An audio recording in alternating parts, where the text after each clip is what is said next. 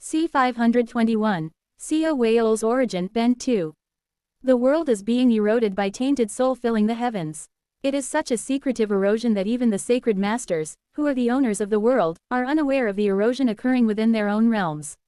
The full-scale erosion by tainted soul filling the heavens, carried out over 4,000 years. With that erosion, everything begins to laugh. Even the living beings with ordinary mortal fates. Even the cultivators walking the path of immortal cultivation. Even the supervisors managing the scene, and the monsters living in the Chaos Realm regions. All of them let out, ho-ho, while staring at one place. It is the place where the stone structure they have built over 4,000 years is located. Towards that place, everyone laughs with a ho-ho. Pot, at the center of the circular structure. Something is being projected there. Wo Wang, it is the image of cedarwood painting. The image of cedarwood painting has been reduced to a small size and is being reflected beneath the sky of the bright cold realm. As this image is gradually absorbed as a part of the bright cold realm, it fades due to the cultures and consciousness, lives and histories, as well as the fates of the living beings. However, the moment Seo Whale starts to laugh, Wo Wang, the fading image of cedarwood painting becomes distinct and starts to grow in size. It is not just in the bright cold realm. The same is happening in the ancient force realm, purple gold realm, and true devil realm, where cedarwood painting is currently being eroded. In those places as well, living beings have gathered in a chaos realm region, the deep sea, and other such places to construct structures, projecting the image of cedarwood painting at the center to integrate it into the bright cold realm. But at this very moment, the image of cedarwood painting seems to grow larger according to Seo Whale's will before cedarwood painting itself truly rises into the sky above the chaos realm regions. Wing, bright cold realm, true devil realm, ancient force realm, and purple gold realm. The outskirts of these four worlds. The chaos realm regions are being covered by the authority of cedarwood painting, and under Seo Whale's tainted soul filling the heavens, they begin to separate from each of their middle realms. Originally, during the bright cold realm's invasion of the true devil realm, the vast cold jade eroded the true devil realm's devilish energy into the heaven and earth spiritual energy of the bright cold realm, transforming the true devil realm into part of the bright cold realm. Similarly, the energy of cedarwood painting is now eroding the lands of the bright cold realm and the other middle realms. Chi, it is a glass-colored flame. The glass-colored flame surges like a wave, engulfing the living beings captured for forced labor, and soon they are inhaling the heaven and earth spiritual energy of cedarwood painting along with its glass true fire. By the time the sacred masters of the middle realms realize what is happening, it is already too late. Ku-gu-gu-gu-gu. Cedarwood painting vibrates and begins to tear apart the chaos realm regions of each middle realm, as if a predator is ripping into chunks of flesh. Quorararik. From cedarwood painting, thousands of candle dragons emerge. Shrouded in glass true fire, they embed spiritual jade known as cedarwood advancing jade, Shanmu Jinyu, into various places. Just like with the vast cold jade, the cedarwood advancing jades begin to completely alter and erode the heaven and earth spiritual energy and spirit veins of the bright cold realm from their very roots. And then, in an instant, ku-du-du-du-du, earthquakes, sweep across the chaos realm regions of each middle realm. Baek Woon, enraged, forges a spear from clouds and hurls it at cedarwood painting. He Lin crushes the armrest of the dragon throne, stirring the deep sea. Ban Ta, glowing furiously, unleashes a beam of light from his mouth. Ya Eum, expression serious, seems to be deep in thought about something. However, none of them can stop cedarwood painting's erosion of the middle realms. Without even rats or birds knowing, an immortal art that erodes everything by the time one notices. That is precisely tainted soul filling the heavens. Chi. Parts of the middle realms are torn away by cedarwood painting, and amidst the sacred master's wrath, cedarwood painting's sacred master Seo Unyun smiles. At last, it is complete. Ku-gu-gu-gu-gu. Portions of the middle realms. And 2,800 worlds of decaying corpse realms. After nearly 5,000 years, a portion of Seo Unyun's plan has finally come to fruition. The artificial middle realm plan. Devised based on the liberation law talent of Kim Yeon, a human-made middle realm. Though it remains far inferior in absoluteness compared to a true middle realm, and much more fragile and crude, its weight class has now reached a point where it can no longer be dismissed. Wu Wang, at the center of cedarwood painting, now using the vastly increased weight class of cedarwood painting, Seo Unyun leaps to the next stage of the plan. Flash, Seo Unyun's fixed star, having reached the end of its lifespan, begins to dim with light gradually fading. However, its volume starts to expand. From the center of the fixed star, Seo Eun-yun half opens his eyes. Correctness. At his single utterance, the light of the entire cedarwood painting transforms. The light, which had previously shone down uniformly, now intensifies with even greater brilliance. Seo Eun-yun recalls the years that have passed. The 4,000 years after reaching the mid-sacred vessel stage, when he obtained the authority of the 8 paths and used it to desperately resist the erosion of the 4 middle realms. Now, those years are behind him. And with those years, through refining his abilities, he has also fully grasped the formula of the mid-sacred vessel stage, the formula of correctness and straightforwardness Zhengji. If the formulae of the early sacred vessel stage, year, sui, month, yu, day, re, hour, shay and calendar, li, are about evenly distributing the world's light, then the mid-stage formula of correctness and straightforwardness is about letting the light shine down upon the world correctly and straightforwardly. The authority of a sacred vessel's sacred master is derived entirely from light. The authority of the 8 paths they wield. In other words, the ability to freely manipulate the 8 concepts of the world they inhabit originates entirely from the power of light. Thus, to grow as a sacred master means to grow one's ability to wield light. I'm almost there. Light is an indispensable existence for life. To living beings, light is everything. It is both a blessing and grace, a guide that helps countless living beings continue surviving in this world. That is why sacred masters gain the authority to control the lives of living beings in exchange for providing them with light. Seo Eun-yun perceives that because he has been, correctly and straightforwardly, supplying light, he can now, correctly and straightforwardly, seize control over the fate of cedarwood painting. Now it's time for the late sacred vessel stage, strong rule Gang K. The formula for strong rule is to supply light strongly. By strongly supplying the living beings of cedarwood painting with light, grace, and blessings, he can in return obtain an even stronger authority to forcefully control their lives. This is the cultivation of the late sacred vessel stage. To control someone's fate and history, one must first bestow grace upon them. Because it becomes possible to strongly control one's world even more forcefully from the late sacred vessel stage, the precision of one's control over the world increases considerably. While even more actively bestowing cedarwood painting with light, blessings, and good fortune, Seo Eun-yun opens his eyes. Cedarwood painting, which has been turned into a vast middle realm by Seo Weol, feels like it's firmly within the palm of his hand. Only one step to the grand perfection sacred vessel stage. But I can do it even now. Seo Eun-yun's eyes gleam. Generally, it is standard to reach a realm's grand perfection before progressing to the next realm. However, a standard is just a standard. It is possible to advance to the next realm directly from the late stage. At the late Qi building stage, it is possible to challenge the golden core stage directly because one has already created 21 stars, completing 3/4 of the heavenly sphere diagram necessary to lay the foundation for the golden core. At the late core formation stage, it is possible to directly challenge the nascent soul stage because one has already completely taken control of their body's spiritual energy and thoroughly made their entire selves into an altar. At the late nascent soul stage, it is also possible to challenge the heavenly being stage because the 5 elements have already been added to the yin-yang spirit. For the heavenly being stage, even without the formulas of acceptance at fate's end or the vast cold heavenly circle, it is possible to progress to the next realm because the cycle of spring, summer, autumn, and winter has already been completed. Similarly, for the late 4-axis stage, the completion of the 4-axis canopy allows for advancement to the integration stage without issue. In truth, for every realm, even without achieving grand perfection, it is possible to progress to the next realm during the late stage, though the success rate will be significantly lower. If combined with the power of cedarwood painting, it's possible to immediately challenge the entering nirvana stage. Furthermore, Seo Eun-yun smiles faintly. He has broken through an insane level of difficulty to reach the sacred vessel stage through heaven and earth dual cultivation. Thus, even if he reaches the entering nirvana stage as a heaven tribe or earth tribe, the remaining path would still be in the sacred vessel stage. This means that, even after reaching the entering nirvana stage, he would still be able to cultivate as a sacred master, making him a one-of-a-kind existence within the sun and moon heavenly domain. If I reach the entering nirvana bind with the authority of cedarwood painting, I'll be able to touch the plane of fate. Just as the other true persons had done by combining their powers, Seo Eun-yun would also be able to perform prophecies. If I can just achieve that, my plan will undoubtedly succeed. It's not impossible, but Seo Eun-yun looks at Seo Weol, who had just helped him complete the artificial middle realm using tainted soul filling the heavens. Seo Whale seems unaware of Seo Unyun's gaze. No, perhaps he notices but is pretending not to. I just can't figure out what that guy is thinking.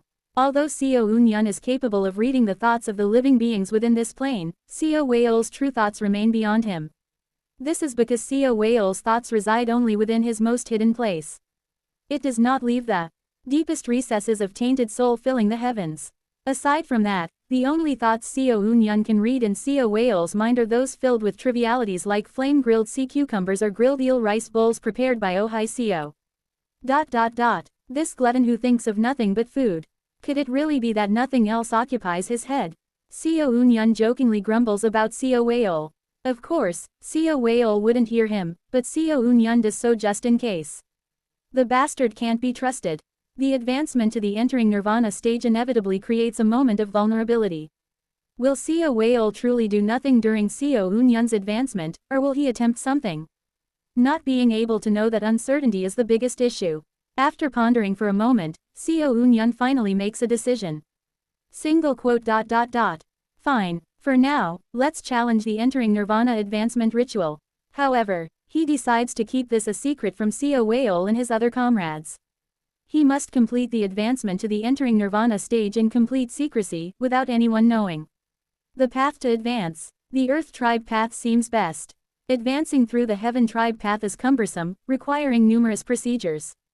In contrast, the Earth Tribe advancement ritual, which focuses on explosions, and only explosions, is much simpler. With my current state, the time required for advancing to the entering nirvana stage should be roughly 1,800 to 2,000 years. Seo Unyun calculates the timeline and narrows his eyes. It will likely coincide with the time I reach the deepest depths of Seo Whale's tainted soul filling the heavens. Whether Seo Unyun can successfully advance to the entering nirvana stage in secret without anyone knowing, reach the deepest recesses of tainted soul filling the heavens, seize Seo Whale's everything, and bring his plans to fruition. Or whether Seo Whale will discover him midway and execute the move he is undoubtedly preparing right now. That will decide the outcome of this duel. I know what you're preparing right now, Seo Whale. Seo Unyun's eyes glint. At some point, Seo Whale began pretending to cooperate with Seo Unyun while secretly searching for the whereabouts of Ohai Seo's split soul, Seo Hai, which escaped from Seo Unyun's grasp. Seo Hai's location is already on the verge of being captured by Seo Whale's information network. It seems he intends to use Seo Hai to connect to Seo Ran in some way, but Seo Unyun smiles faintly. It's already too late, Seo Whale. Seo Hai is already nearly completing Seo Ran's tainted soul filling the heavens. Whatever Seo Whale is scheming, he will not be able to obtain what he desires. Believing this, Seo Unyun splits himself into two. The flow of the entity known as Seo Unyun divides into three: Heaven Tribe, Earth Tribe, and the martial artist Seo Unyun. Among them, the martial artist Seo Unyun uses hidden heavens beyond the path on the Earth Tribe Seo Unyun. The existence of the Earth Tribe Seo Unyun reaches the domain of purity, almost vanishing entirely from the world. Thus, hidden from everyone's sight, the Earth Tribe Seo Unyun begins his advancement to the entering nirvana stage. Chapter 522, Seo Whale's Origin, Bent 3. Blink. Seo Whale opens his eyes. Has the opportunity come? The gaze of Seo Unyun, who has been persistently following him all this time. At last, it has diminished. At the same time, he senses that the surveillance over Seo Ran has also weakened. Seo Unyun is preoccupied with something important. Even if he has completed the artificial middle realm, for him to slacken his surveillance of me while the sacred masters are keeping a watchful eye. Seo Whale quickly predicts Seo Unyun's actions within tainted soul filling the heavens and smiles faintly. Entering nirvana advancement. That must be it, as expected. He looks down at his hand. I'm holding on by pouring every kind of secret art into it, but it's difficult. Seo Whale's collapse is accelerating. The connections among the tainted soul filling the heavens, scattered across the entire universe, are gradually thinning. That being knows me well. Terrifyingly, Seo Unyun has been suppressing Seo Whale in a way optimized to weaken his power. From severing his connection with Seo Ran and forcing the erosion of the middle realms while evading the watchful eyes of the sacred masters. forcibly summoning the star veins of the astral realm through tainted soul filling the heavens to sketch a star vein formation exclusively for cedarwood painting. All of it consumes a tremendous amount of tainted soul filling the heavens, and each time such missions continue, the connection between CO Whales grow weaker. At this rate, CO Whale will collapse much sooner than he anticipated. CO Yun, perhaps, is deliberately aiming for that outcome. Single quote. Should I act now? CO Whale's vertical pupils widen as he sinks into thought. He has two plans, Plan 1 and Plan 2. Plan 1 offers a method to immediately seize CO Ran. Plan 2 requires more time, but allows him to thoroughly manipulate CO Yun and achieve his ultimate goal. If he follows Plan 1, there is a 4 in 10 chance of reclaiming CO Ran from CO Yun's grasp. However, if he follows Plan 2, there is a 9 in 10 chance of successfully manipulating CO Yun. But there's not much time. Moreover, if I miss this moment when that bizarre old monster is focused on advancing to entering nirvana, I don't know when another opportunity will come. I need to execute Plan 1, but the problem is the success rate. A mere 40%. No, even that is an optimistic estimate. When he adjusts the probability coldly and rationally, the probability is no more than 18%. Must I gamble on such slim odds? With his vertically slit pupils, CO Whale quietly gazes up at the sky. Is there truly no way to escape the hands of that old monster CO? I'm searching for CO High, but, even if I find CO High, surely that old monster must have done something. It might not even be the split soul of Oh High CO I once knew. If that's the case, then what am I supposed to do? CO Whale feels as though he can't breathe. He's simply trying to find a way to deal with CO Yun, but every time he thinks of CO Yun, no solution comes to mind. To defeat CO Yun now, I need a single variable that can deceive his eyes. Shudder. CO Whale looks at his trembling arm and lets out a faint sigh. Then, following CO Yun's orders, he continues assisting Kim Yeon with adjusting cedarwood painting. Cedarwood painting, loosely tied together with the power of countless decaying corpse realms and parts of the middle realms, must be adjusted frequently to keep functioning as a world. Of course, this will eventually be resolved after tens of thousands of years once the adjustments are complete. Wu Wang. CO Whale's tainted soul filling the heavens is touched by Kim Yeon's consciousness. Kim Yeon's thread of consciousness, inherited from the Mad Lord's wonderfully mysterious innate heart canon, reaches CO Whale and delivers an order to him. CO Whale somehow feels as though this entire situation is as if he is working under the Mad Lord's orders. In his lifetime, I couldn't touch the Mad Lord himself, but I controlled his direction with my own hands. Yet now, after his death, I am controlled by the hand of his disciple. It is, in a way, an ironic situation. And as CO Whale is thinking this, suddenly, for a very brief moment after receiving Kim Yeon's command, CO Whale's tainted soul filling the heavens falters. Single quote. It is a fleeting instant. An incredibly brief moment, but through Kim Yeon, CO Whale senses the power of the bright cold realm that Kim Yeon has been cultivating within the Mad Lord's wonderfully mysterious fortress. The authority that Hyeon or Blood Yin would call the power of vast cold. CO Whale, albeit briefly, witnesses that power using Kim Yeon as a medium. That is all, but just that alone sparks an inspiration in CO Whale's mind. It is a coincidence. No, perhaps it is fate. But the crucial point is that just witnessing the power of vast cold for a moment allows CO Whale to think of a new plan that he could not have conceived before. Single quote. CO Whale silently observes the plan that arises in his mind. And he realizes that this plan has a considerably high chance of success. Single quote.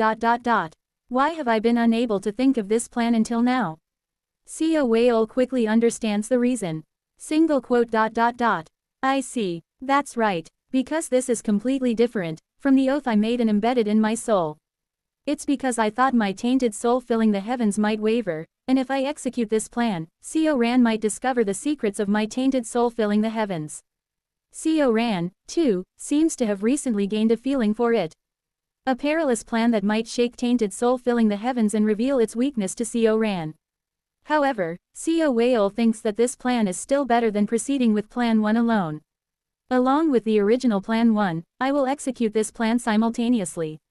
That is the only way for CO Whale to raise his odds of victory against CO Yun. In the deepest depths of tainted soul filling the heavens, Seo Whale sharpens his vertical pupils even further and makes his decision. Single quote. Good. It's a perilous plan, but I must attempt it. He rises from his spot and begins walking towards an event currently taking place in a corner of cedarwood painting. And in the deepest depths of Seo Whale's tainted soul filling the heavens, a voice resounds. You've gone mad, Seo Whale, completely mad and corrupted. The western edge of cedarwood painting. In a mountain range known as the Golden Shaking Mountain Range, a grand hall has been erected for someone. This hall belongs to the person with the highest status when only considering distribution within the current Golden Divine Heavenly Thunder sect. It is for Yi Wei. Yi Wei lies on a bed, staring at the ceiling. It seems my life is coming to an end. Her main body is a spirit that is enshrined in the head realm Golden Divine Heavenly Thunder sect. What is here now is merely a split soul strand of her soul. In the past, when there was no vessel for this split soul to reside in, she always remained within her descendant, Yi Jin. But ever since Seo Yun became a sacred master, Yi Wei resided in the human body Seo Yun created for her, watching over the cultivation of Jeon Myung-hoon, who represents the very future of the Golden Divine Heavenly Thunder sect. This has been Yi Wei's joy as of late. Step. A group of people enter the bedroom where Yi Wei lies. At the forefront is Jeon Myung-hoon, followed by several others. Yi Wei, is your body well? As the supreme of the Golden Divine Heavenly Thunder sect, Jeon Myung-hoon speaks to Yi Wei equally. Yi Wei attempts to rise and show respect, but Jeon Myung-hoon stops her. Do not rise. That's an order. I've recently heard that your lifespan is coming to an end, but... Quote. Yes, that is true. Embarrassingly, as my lifespan diminishes, the attraction force of the netherworld grows stronger. Soon, I will likely be dragged to the underworld, to pay for the sins of my life. Quote. Yi Wei, Jeon Myung-hoon speaks with a bitter expression. Now, this esteemed one has reached the grand perfection star-shattering stage. Soon, I will undergo the advancement ritual to the sacred vessel stage and possibly become a sacred master. When that happens, with the authority of a sacred master, I can extend your lifespan. A sacred vessel is an existence of at least that much power. Quote. It is all right. I have already lived a life far longer than I deserve. I have spent too much time in this world and even witnessed the growth of Sir Jeon Myung-hoon, the successor of the Golden Divine. Now, I simply wish to rest. Quote. Yi Wei, Jeon Myung-hoon, along with Kim Yeon and Oh Yun-sok, who have been with Yi Wei from before, as well as Seo Ran and Hong Fan, who have gradually built a connection with Yi Wei under Seo Yun, all wear gloomy expressions. Quote. How much time remains? At Jeon Myung-hoon's question, Yi Wei reads the celestial energy and responds. About 7 years. 7 years. For mortals, it is quite a long time. Some might say it is enough time to accomplish many things. But, for Yi Wei, whose spirit is that of a cultivator of the 4-axis stage, the 7 years would be nothing more than an agonizing period of constant resistance against the netherworld's attraction force. Jeon Myung-hoon lets out a sigh and closes his eyes. Quote. I will pray for your lifespan to increase. Following Jeon Myung-hoon, Kim Yeon, Oh Yun-sok, Hong Fan, and Seo Ran all join Jeon Myung-hoon in their prayer for Yi Wei. At that moment, may I join in that prayer as well? Seo Ran flinches in surprise and stumbles backward, while Hong Fan steps in to shield him. Jeon Myung-hoon looks at the owner of the voice with an irritated expression, and Kim Yeon glares at the figure with wary eyes. It is Seo Wei. Jeon Myung-hoon does not hide his annoyance as he asks. What is it, Sea Dragon King? Why are you here? Like I just said, I have come to offer my prayer for Great Master Yeon's well-being. At this, Kim Yeon speaks in a solemn tone. She is probably questioning your sincerity. Hong Fan, seemingly focused on interpreting Kim Yeon's words, barely manages to explain her meaning. Seo Wei looks at Hong Fan. More precisely, at Seo Ran, who is hiding behind him. From the sacred vessel stage onward, one gains the ability to influence the plane of fate. And, the prayers of such sacred vessels can, by themselves, affect one's lifespan. With even a modest prayer, it is possible to extend a predetermined lifespan by 1 or 2 years. Are you saying you will extend Yi Wei's lifespan? That is not what I mean. I am simply expressing goodwill. As the goodwill of a sacred vessel has the effect of enhancing lifespan on its own. I merely wish to offer my heartfelt prayer. And who are you to do so? Quote. I am a natural-born sacred vessel. At Seo Whale's words, Jaeon Myung-hoon considers slapping him but clicks his tongue instead. Do as you please. If you attempt anything suspicious, Seo Eun-yun will stop you anyway. However, only your genuine goodwill will be allowed. If you reveal any malicious intentions, whether you are Seo Eun-yun's tool or slave, I will kill you immediately. Ho ho, ho ho ho ho. As if Jaeon Myung-hoon's words are amusing, Seo Whale laughs. Seo Whale briefly meets Seo Ran's gaze before approaching Yin Wei. He presses his palms together as if praying to the land gods enshrined in a temple. Closing his eyes and erasing all expression from his face, he speaks. Quote. For your well-being, I, Seo Whale, offer my prayer. Seo Whale bows slightly. Yin Wei watches this scene and nods absent-mindedly. Seo Whale then smiles again, turns around, and exits Yin Wei's chamber. Quote. Hey, Kim Yin, Jaeon Myung-hoon asks with veins bulging on his face. I know you're specialized in consciousness. Did you sense any malicious intention from Seo Whale just now? However, Kim Yin responds with a serious face. Number. Surprisingly, he was sincere, she says. Hong Fan, straining his mind, interprets Kim Yin's language and delivers the message to Jaeon Myung-hoon. Hearing this, Jaeon Myung-hoon looks slightly surprised and stares in the direction Seo Whale left. What is this? I've heard about his tainted soul filling the heavens from Seo Eun-yun. I know of that sea dragon king's schemes and cunning. And yet, that sly man just walked away after offering a sincere prayer for Yin Wei out of goodwill. Unable to understand, Jaeon Myung-hoon stares towards the place Seo Whale has left. Leaving the hall built for Yin Wei, Seo Whale hides one of his clones in the darkness. Then, in the deepest depths of tainted soul filling the heavens, Seo Whale hardens his expression. Quote. I've been exposed to Seo Ran. Now that brat will try to delve even deeper into tainted soul filling the heavens. Seo Whale's vertical pupils slit further as a cold look spreads across his face. Splatter. In the deepest depths of tainted soul filling the heavens. From Seo Whale's 7 orifices, black liquid begins to stream. At a glance, it almost resembles blood, an evident sign that his tainted soul filling the heavens is distorting. Quote. The backlash is too severe. The entirety of tainted soul filling the heavens is shaking. Rumble, rumble, rumble, rumble. It is exactly as it seems. Starting from the deepest depths of tainted soul filling the heavens, the configurations spread across the entire universe begin to tremble. Yet, Seo Whale laughs. Ho ho. As expected, any action that violates the oath has a massive impact on the immortal art. Ho ho. What Seo Whale did just now is simple. He sincerely prayed for Yin Wei. As Kim Yin had detected. A sincere benevolence. A very simple and primal emotion. Nothing more. And yet, because of it, his tainted soul filling the heavens is shaking. Single quote. The die is cast. Seo Whale slits his vertical pupils and grits his teeth, smiling. I have staked everything on this act that's capable of overturning the foundation of my tainted soul filling the heavens. Over. He looks in a certain direction. It is not towards Glass Cedarwood Mountain, where Seo Eun-yun resides. It is towards where Seo Ran is. Because Seo Eun-yun has already grown too large to be part of his plan. He needs someone who can fit in his plan. And that person is none other than Seo Whale's main body. Seo Ran. It is Seo Ran. After Seo Whale has left, Seo Ran's eyes gleam. Single quote. I see. With a slightly flushed face, he approaches Yin Wei and prays sincerely. Please, let Elder Yin Wei's lifespan increase, even if just a little. Oh heavens above, Seo Whale had said it. That he is a natural-born sacred vessel. And Seo Ran is Seo Whale's main body. Which means that, although Seo Ran has yet to perceive it, he, too, is a sacred vessel. Therefore, with Seo Ran's wishes, Yin Wei's lifespan can surely extend. Even with Great Master Kim Yin's awareness, she didn't notice any tricks Seo Whale might have pulled. Additionally, Senior Seo Eun-yun said he is always watching Seo Whale and me. If Seo Whale had done something suspicious, he would have noticed.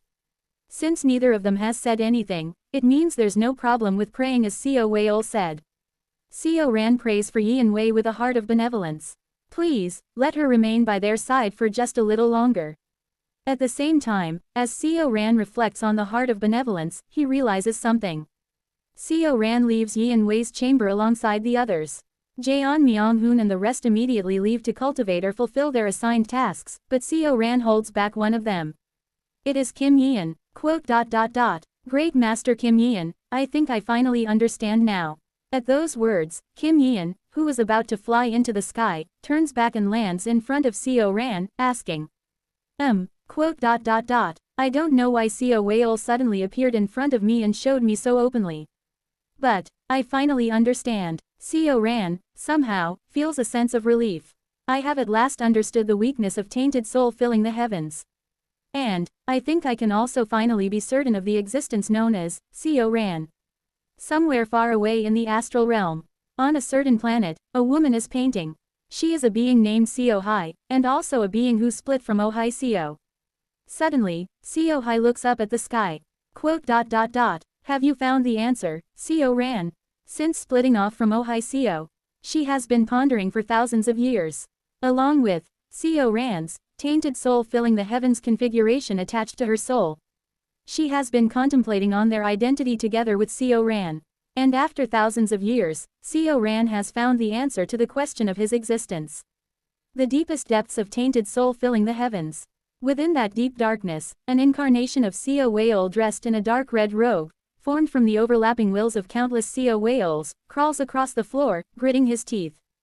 Booduk, boodoodooduk, boodoodook. Black liquid seeps from his 7 orifices and across his body. The smile that had once hung on Seo Weol's lips has disappeared, and with an expressionless face, he writhes in pain. Boodoodooduk. Seo Weol clutches his chest and frantically scratches the floor of the deepest depths of tainted soul filling the heavens with his hands. Each time, his fingernails tear off, and black pus widely flows from his body. Even with an expression devoid of emotion, Seo Weol is clearly suffering. Have you established it, Seo Ran? Seo Ran speaks with certainty before Kim Yeon, the heaven tribe Seo Eun-yun, who is not conducting the advancement ritual. The martial artist Seo Eun-yun, and Kim Yeon and Hong Fan, who are present, all listen to Seo Ran's answer. While spending time with the children of the Candle Dragon race, remembering them, and holding them in my heart. And while spending time with Seo Hai, while spending time with Shiho. Finally, today, I understand. No, perhaps, I think it's more accurate to say that what I already knew has finally been established today. Seo Ran smiles brightly. The weakness of tainted soul filling the heavens is benevolence. Though tainted soul filling the world manipulates the world as it pleases, it cannot invade the power of benevolence. That is why, through my mother's benevolence and love, I was born into this world. Kim Yeon silently smiles and holds Seo Ran's hand. Hong Fan looks at Seo Ran with a subtle, ambiguous smile. It doesn't matter if I am not truly Seo Ran. I have already received endless benevolence and love from innumerable connections, and I have also given it. As long as the fact that I have shared benevolence remains, I am Seo Ran, as if finally free from the burdens that had weighed upon his heart. Seo Ran smiles brighter than ever. In the distant astral realm, through Seo Ran's tainted soul filling the heavens configuration, Seo Hai, who shares Seo Ran's enlightenment, sheds tears. I see, Seo Ran. Then, I, too, am Seo Hai. With a face that somehow seems much more at ease, she looks up at the stars in the sky. Thank you, Seo Ran. Center of glass cedarwood mountain. Seo Eun-yun warmly smiles as he witnesses Seo Ran's enlightenment. In his mind, the image of a comrade and friend from long ago. Someone who was also like a child to him, Seo Lee, flickers faintly. Deepest depths of tainted soul filling the heavens. Seo Weol, who has been writhing in agony while vomiting black pus, finally clenches the ground and rises. His pupils, which were once merely slit, are now entirely drenched in a dark red hue, gleaming ominously. At last, I have reached it. The relic of the guard dog, Fan Quan. Clench. Seo Weol gathers dark red energy into his left hand and clutches the void. While Seo Eun-yun, Kim Yeon, and the others all focus on Seo Ran, who has achieved great enlightenment and finally revealed the weakness of tainted soul filling the heavens, establishing his own version of it. Seo Weol deceives everyone's attention, and reaches the something he has been aiming for. It may have been sheer luck, a heavenly fortune, but Seo Weol succeeds. Seo Whale's consciousness finally pierces through the distracted consciousness of Seo Eun-yun during his advancement, diving deep into his heart essence world. There, he reaches something embedded in one corner of the colorless sword enclosure. Long buried and nearly forgotten due to not being useful, Yuan Li's memento. Yuan Yu's blood body begins to emit a crimson light. Inside the colorless sword enclosure, Oh Hai Seo, who has wandered the desolate wastelands of the colorless sword enclosure for thousands of years, suddenly looks up at the sky with disheveled hair and cries out. Ah, ah, ah, ah, uaaah. Tears fill her eyes. Oh Hai Seo, whose emotions have been faint since birth, cannot help but have even those faint emotions burst out explosively at the signal that came after thousands of years. For thousands of years, she has wandered this desolate land, driven half-mad by fear and loneliness brought upon by Seo Eun-yun. In that situation, Seo Whale's signal has reached her. Oh Hai Seo, who had nearly forgotten the human language, collapses on the spot and bursts into tears. From the grasp of Seo Eun-yun, the terrifying old monster who seeks to destroy the world. Seo Whale, the sea dragon king who inherited the bloodline of the sacred sea dragon race, connects with Oh Hai Seo, the saintess of myriad beasts, who has been imprisoned for millennia.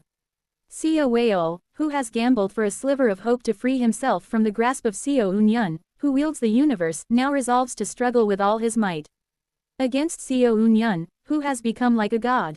Seo Whale's desperate rebellion begins. Author's note: Seo Whale's spring has begun. If it fails, it's a rebellion. Chapter 523. Seo Whale's origin, Bent 4. Seo Whale's Plan 1. The first plan involves using Yuan Yu. For some reason, Seo Eun-yun seems to feel a certain longing when looking at Yuan Yu, and because of this, he still hasn't completely discarded Yuan Yu's blood body. He merely embedded it deep within his colorless sword enclosure. Seo Whale took advantage of that point. From the moment Oh Hai Seo reincarnated into the body of the Candle Dragon race, Seo Whale gradually shaped Oh Hai Seo, essentially, Seo Hai, to resemble Yuan Li as Seo Whale remembers him, and made it resonate with Yuan Yu's blood body embedded within Seo Eun-yun's colorless sword enclosure. At that time, Seo Hai and Yuan Yu were learning compatible methods, and through Seo Hai, it was possible to harmonize with the spiritual energy waves emitted by Yuan Yu, thereby activating the secret art within Yuan Yu. Devilish spell Tainted Soul Sacred Blood, Zhou Hun Sheng Shui. Borrowing the power of the Blood Yin realm, this spell combines the Blood Yin realm's devilish energy with Seo Whale's Tainted Soul filling the heavens to transform the area where Tainted Soul Holy Sacred is activated into a dimensional gate. He modified it into a method called Summoning Wind, Sacred Blood Transformation, and had Oh Hai Seo learn it. Seo Whale even slightly lowered its difficulty and power to make Yuan Li learn it as well. However, because Seo Eun-yun did not cultivate Yuan Yu's blood body through Summoning Wind, Sacred Blood Transformation, it created a tricky situation. Nevertheless, it doesn't matter. After all, the very spell constituting Yuan Yu's blood body originates from the Blood Yin realm, making its degree of resonance with the Blood Yin realm no different from having learned Summoning Wind, Sacred Blood Transformation. Thus, Seo Whale's original plan was to resonate Seo Hai and Yuan Yu's blood devilish energy to activate Tainted Soul Sacred Blood within their bodies. If successful, Seo Eun-yun's heart essence world, specifically, the interior of the colorless sword enclosure, would be immediately pierced by a dimensional gate directly connecting to the Blood Yin realm. Seo Eun-yun would then be captured by Blood Yin and reduced to his immortal treasure. No matter how much he uses his three great ultimates or whatever to exert entering nirvana level power, resisting when a dimensional gate connecting to a true immortal is opened would be impossible. However, Seo Whale believes that the success rate of this plan is not high. The biggest issue is the changed attitude of Blood Yin.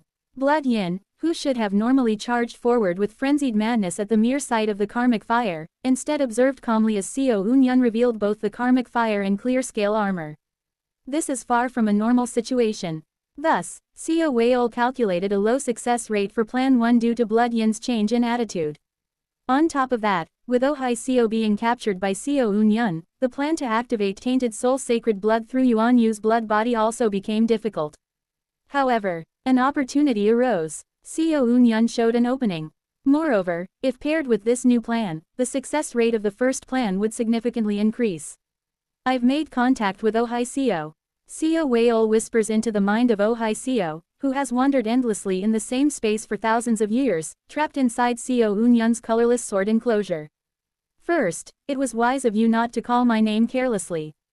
Of course, the reason Ohio didn't call Co Whale's name is simply because, after wandering for thousands of years in solitude, she momentarily forgot human language. But to Co Whale, such details are irrelevant.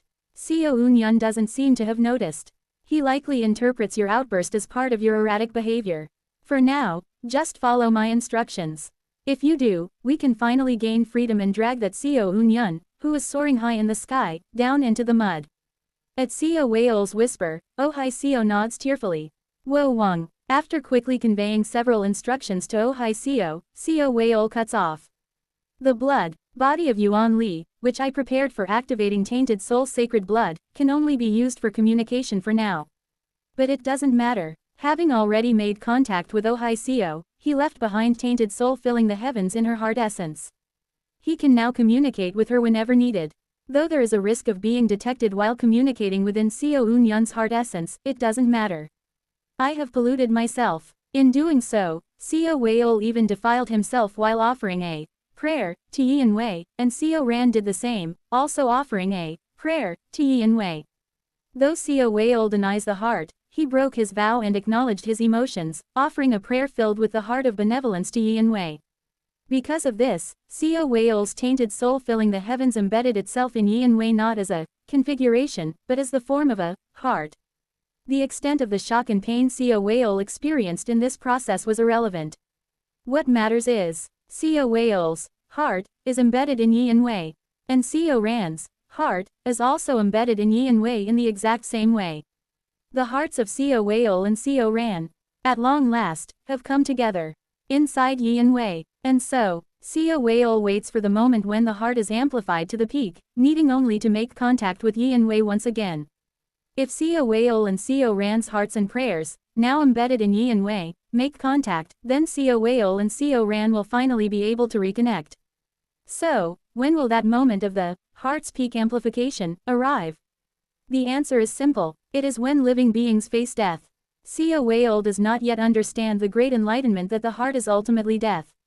However, through experiential learning, he has learned that when the death of a living being approaches, its emotions are amplified to their peak. It doesn't necessarily have to be their own death. The death of someone close to them is enough to amplify a living being's emotions. Therefore, Co Whale smiles faintly. Yin Wei's descendant, Yin Jin, was it. That would do nicely. Let's bring Yin Jin before Yin Wei's eyes and kill him. If that happens, Yin Wei's emotions will undoubtedly amplify to its peak. That moment will be Co Whale's opportunity to connect with Co Ran. Though most of Co Eun-yun's comrades are said to be staying in cedarwood painting, a few remain outside. A chief example is Yin Jin. Yin Jin is diligently cultivating the lightning path method in the human race district of Cedarwood Grove in the bright cold realm. This decision was not Co Eun-yun's but Yin Jin's own will. Yin Jin believes it is necessary to remain in the bright cold realm, observe the situation, and ensure there is a place for Co Eun-yun's group to return to if Co Eun-yun is defeated. Pajijijijil. Having already reached the 4-axis stage, Yin Jin changes genders using the Taiji quaking lightning body and generates lightning as he surveys Cedarwood Grove. Cedarwood Grove and its human race district are so peaceful, yet the outside of the bright cold realm is said to be a war zone. To be honest, it's hard for him to believe. No, even Co Eun-yun was just a senior in the nascent soul stage at a similar level to himself a few thousand years ago. Yet before he realized it, Co Eun-yun became a sacred master and is now waging war across the entire universe. In such a situation, the only thing Yin Jin can do is his best to prevent public opinion about Co Eun-yun from worsening within the human race territory. Of course, it isn't so much that Yin Jin is trying his best but rather that Co Whale is working desperately to conceal Yin Jin's existence from Baek Woon. Otherwise, Yin Jin would have long been captured by Baek Woon and used as a hostage. Whether Yin Jin knows this or not, he adjusts his black and white hair and prepares to resume his Taiji quaking lightning body cultivation. It is at that moment. It has been a while, Taoist Yin Jin. Before Yin Jin's eyes, Co Whale appears with a ho-ho. Yin Jin bows his waist to greet Co Whale. Ah, Sir Sea Dragon King. It has been a while. As far as Yin Jin knows, Co Eun-yun and Yin Wei don't hold a favorable opinion of Co Whale. However, from Yi and Jin's perspective, Seo Weol is one of Seo Eun-yun's loyal followers who takes care of Seo Eun-yun's affairs, so Yi and Jin doesn't harbor much ill will towards him. Or rather, it would be more accurate to say that Seo Weol adjusted things to ensure that Yi and Jin doesn't feel any hostility toward him. Seo Weol smiles faintly and extends a hand toward Yi and Jin. That aside, Taoist Yi and Jin. Have you heard that Taoist Yi and Wei's body is unwell? Ah, yes, I heard about it thanks to the letter Sir Sea Dragon King delivered. I was already thinking of visiting the ancestor, but with the war between the Bright Cold Realm and Cedarwood Painting, it doesn't seem possible right now. Who? Seo Weol shakes his head at Yi and Jin's words. Ho ho, that is not necessarily the case, Taoist Yian. While it is true that there is war, it is entirely possible to enter Cedarwood Painting by passing through other realms that are unaffected by the conflict. For example, the Nether Ghost Realm or the Blood Yin Realm. Ah, so there was a way like that. Come to think of it, the Nether Ghost Realm was also once the headquarters of the Wuji religious order. Yi and Jin nods as he rises from his seat. In that case, is it possible to leave immediately? If the ancestor doesn't have much time left, it would be best to depart as soon as possible. As expected of Taoist Yi and Jin. Such deep filial piety. In that case, come with this king. We will pass through the Blood Yin realm to directly enter Cedarwood Painting. That sounds excellent, Elder Sea Dragon King. Wo Wang. At Yi and Jin's words, Seo Weol guides him into a secluded area of Cedarwood Grove and begins forming hand seals. Chia, ominous blood devilish energy begins to radiate from the surroundings, and the space around them begins to distort. Seo Weol is faintly opening an entrance to the Blood Yin realm using his authority. Blood sacrifice consuming style. Wo Wang. A crimson circle gradually appears before Seo Weol and Yi and Jin's eyes. Seo Weol sharpens his vertical pupils with a piercing gaze. The gate to the Blood Yin realm. I'll open it in Seo Eun-yun's heart essence using Ohai Seo and Yuan Li's blood body. Then, using the opportunity when Seo Eun-yun falls into chaos, I will take Yi and Jin to Yi and Wei. If I kill her descendant before her eyes, my plan will be completely. It is at that moment. Yi and Jin's chattering voice pierces Seo Weol's ears. Haha, by the way, with this, I'll have visited all 6 middle realms except the Purple Gold realm. I'm curious to see how it will differ from the True Devil realm. Seo Weol, aiming to gain Yi and Jin's favor, smiles kindly and speaks. Your experiences are truly broad, Taoist Yi and Jin. Come to think of it, didn't Taoist Yi and Jin once undertake an adventure with Taoist Yi and Wei, traveling from the Bright Cold Realm to the Nether Ghost Realm, then to the Ancient Force Realm, and back to the Bright Cold Realm? Yes, and before the Golden Divine Heavenly Thunder sect fell, I also traveled to the True Devil Realm with Ancestor Yi and Wei. This king knows of that story as well. I've heard that, while evading pursuit from the Golden Divine Heavenly Thunder sect in the True Devil Realm, you and Taoist Yi and Wei installed a massive formation in one of the Void Spirit ponds there. Haha, it was the ancestor who set up the formation, so I don't know much about that. Instead, I just played with the local kids in the area. Ho ho, Taoist Yi and Jin is truly kind-hearted. To think you even cared for the children like that. Yi and Jin, as if embarrassed, twirls his hair around his finger and speaks. Rather than me being kind, it's more that Sacred Master Seo Eun-yun has deep emotions.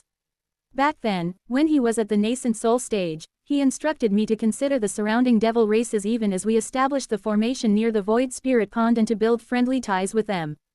He even entrusted me with gathering the devil race children and playing with them. It was a bit tiring to play with the devil race children at that time, but thinking back now, it's also a fond memory.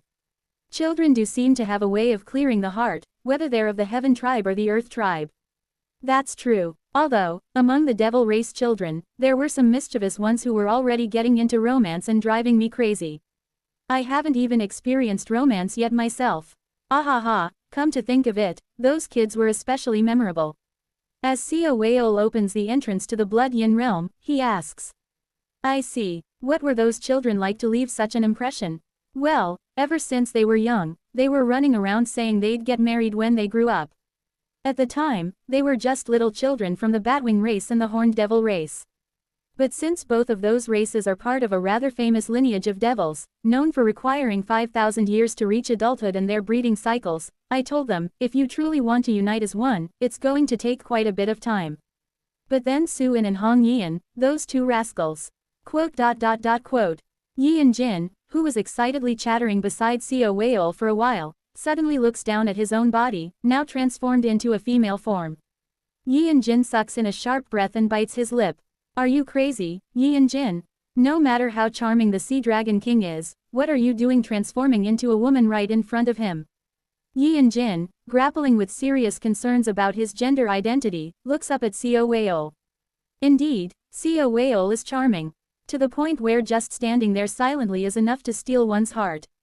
Of course, Yi Yanjin doesn't realize that it's due to Xiao Wei's tainted soul filling the heavens. He has no idea that because Xiao Wei thinks, if Yi Yanjin has a good enough impression of me to open up completely and entrust everything to me, he'll become useful, he has fallen for Xiao Wei without even realizing it. But while Yi Yanjin cannot comprehend the domain of such immortal arts, he can at least sense that something about Xiao Wei is changing. By the way, Elder Sea Dragon King, are you feeling unwell by any chance? At Yi Yanjin's question, Xiao Wei erases the entrance to the Blood Yin realm. Elder Xiao Wei, weren't we supposed to pass through the Blood Yin realm, UAAK? Clench. Yi Yanjin suddenly lets out a high-pitched scream as Xiao Wei's hands grip both of Yi Yanjin's shoulders with force. Xiao Wei locks eyes with Yi Yanjin, his vertically slit pupils meeting his, and wears the brightest smile he's ever shown. Indeed, I understand Taoist Yi Yanjin's kindness well. To play with devil race children, with whom you barely know, to such an extent. This surname Xiao can't help but be deeply impressed by your virtuous character. By the way, perhaps it's because you're from the Earth tribe, but your grip strength is rather painful. Could you please let go? I understand. By the way, could you remind me once more where that void spirit pond was, the one where you performed such noble deeds? That is. As Xiao Wei's face suddenly draws closer, Yi Yanjin's cheeks flush red. Soon, with his eyes completely listing their focus, Yi Yanjin divulges everything to Xiao Wei. And, sometime later. Ho, Sir Sea Dragon King, if your face gets so close, it's embarrassing. Ho, is that so? I understand. Xiao Wei releases Yi Yanjin, who suddenly begins echoing his own laugh, and looks up at the sky. At last, Xiao Wei's hand trembles violently. Yi Yanjin, too, laughs with a ho and looks up at the sky alongside Xiao Wei. I've found it. All the Xiao Wei's in the universe smile radiantly, their bodies trembling as if in ecstasy. Even after scouring the bright cold realm for thousands of years and finding nothing, it turns out you found it first and smuggled it to the true devil realm through Hyonium. Blood Yin. Xiao Wei laughs with bloodshot eyes. I've finally found it. The split soul of vast cold. Xiao Wei clenches his fist while staring at the sky, his body quaking. The heavens are aiding me. It's done now. Xiao Wei pushes Yi Yanjin aside and melts into the darkness, disappearing from the spot.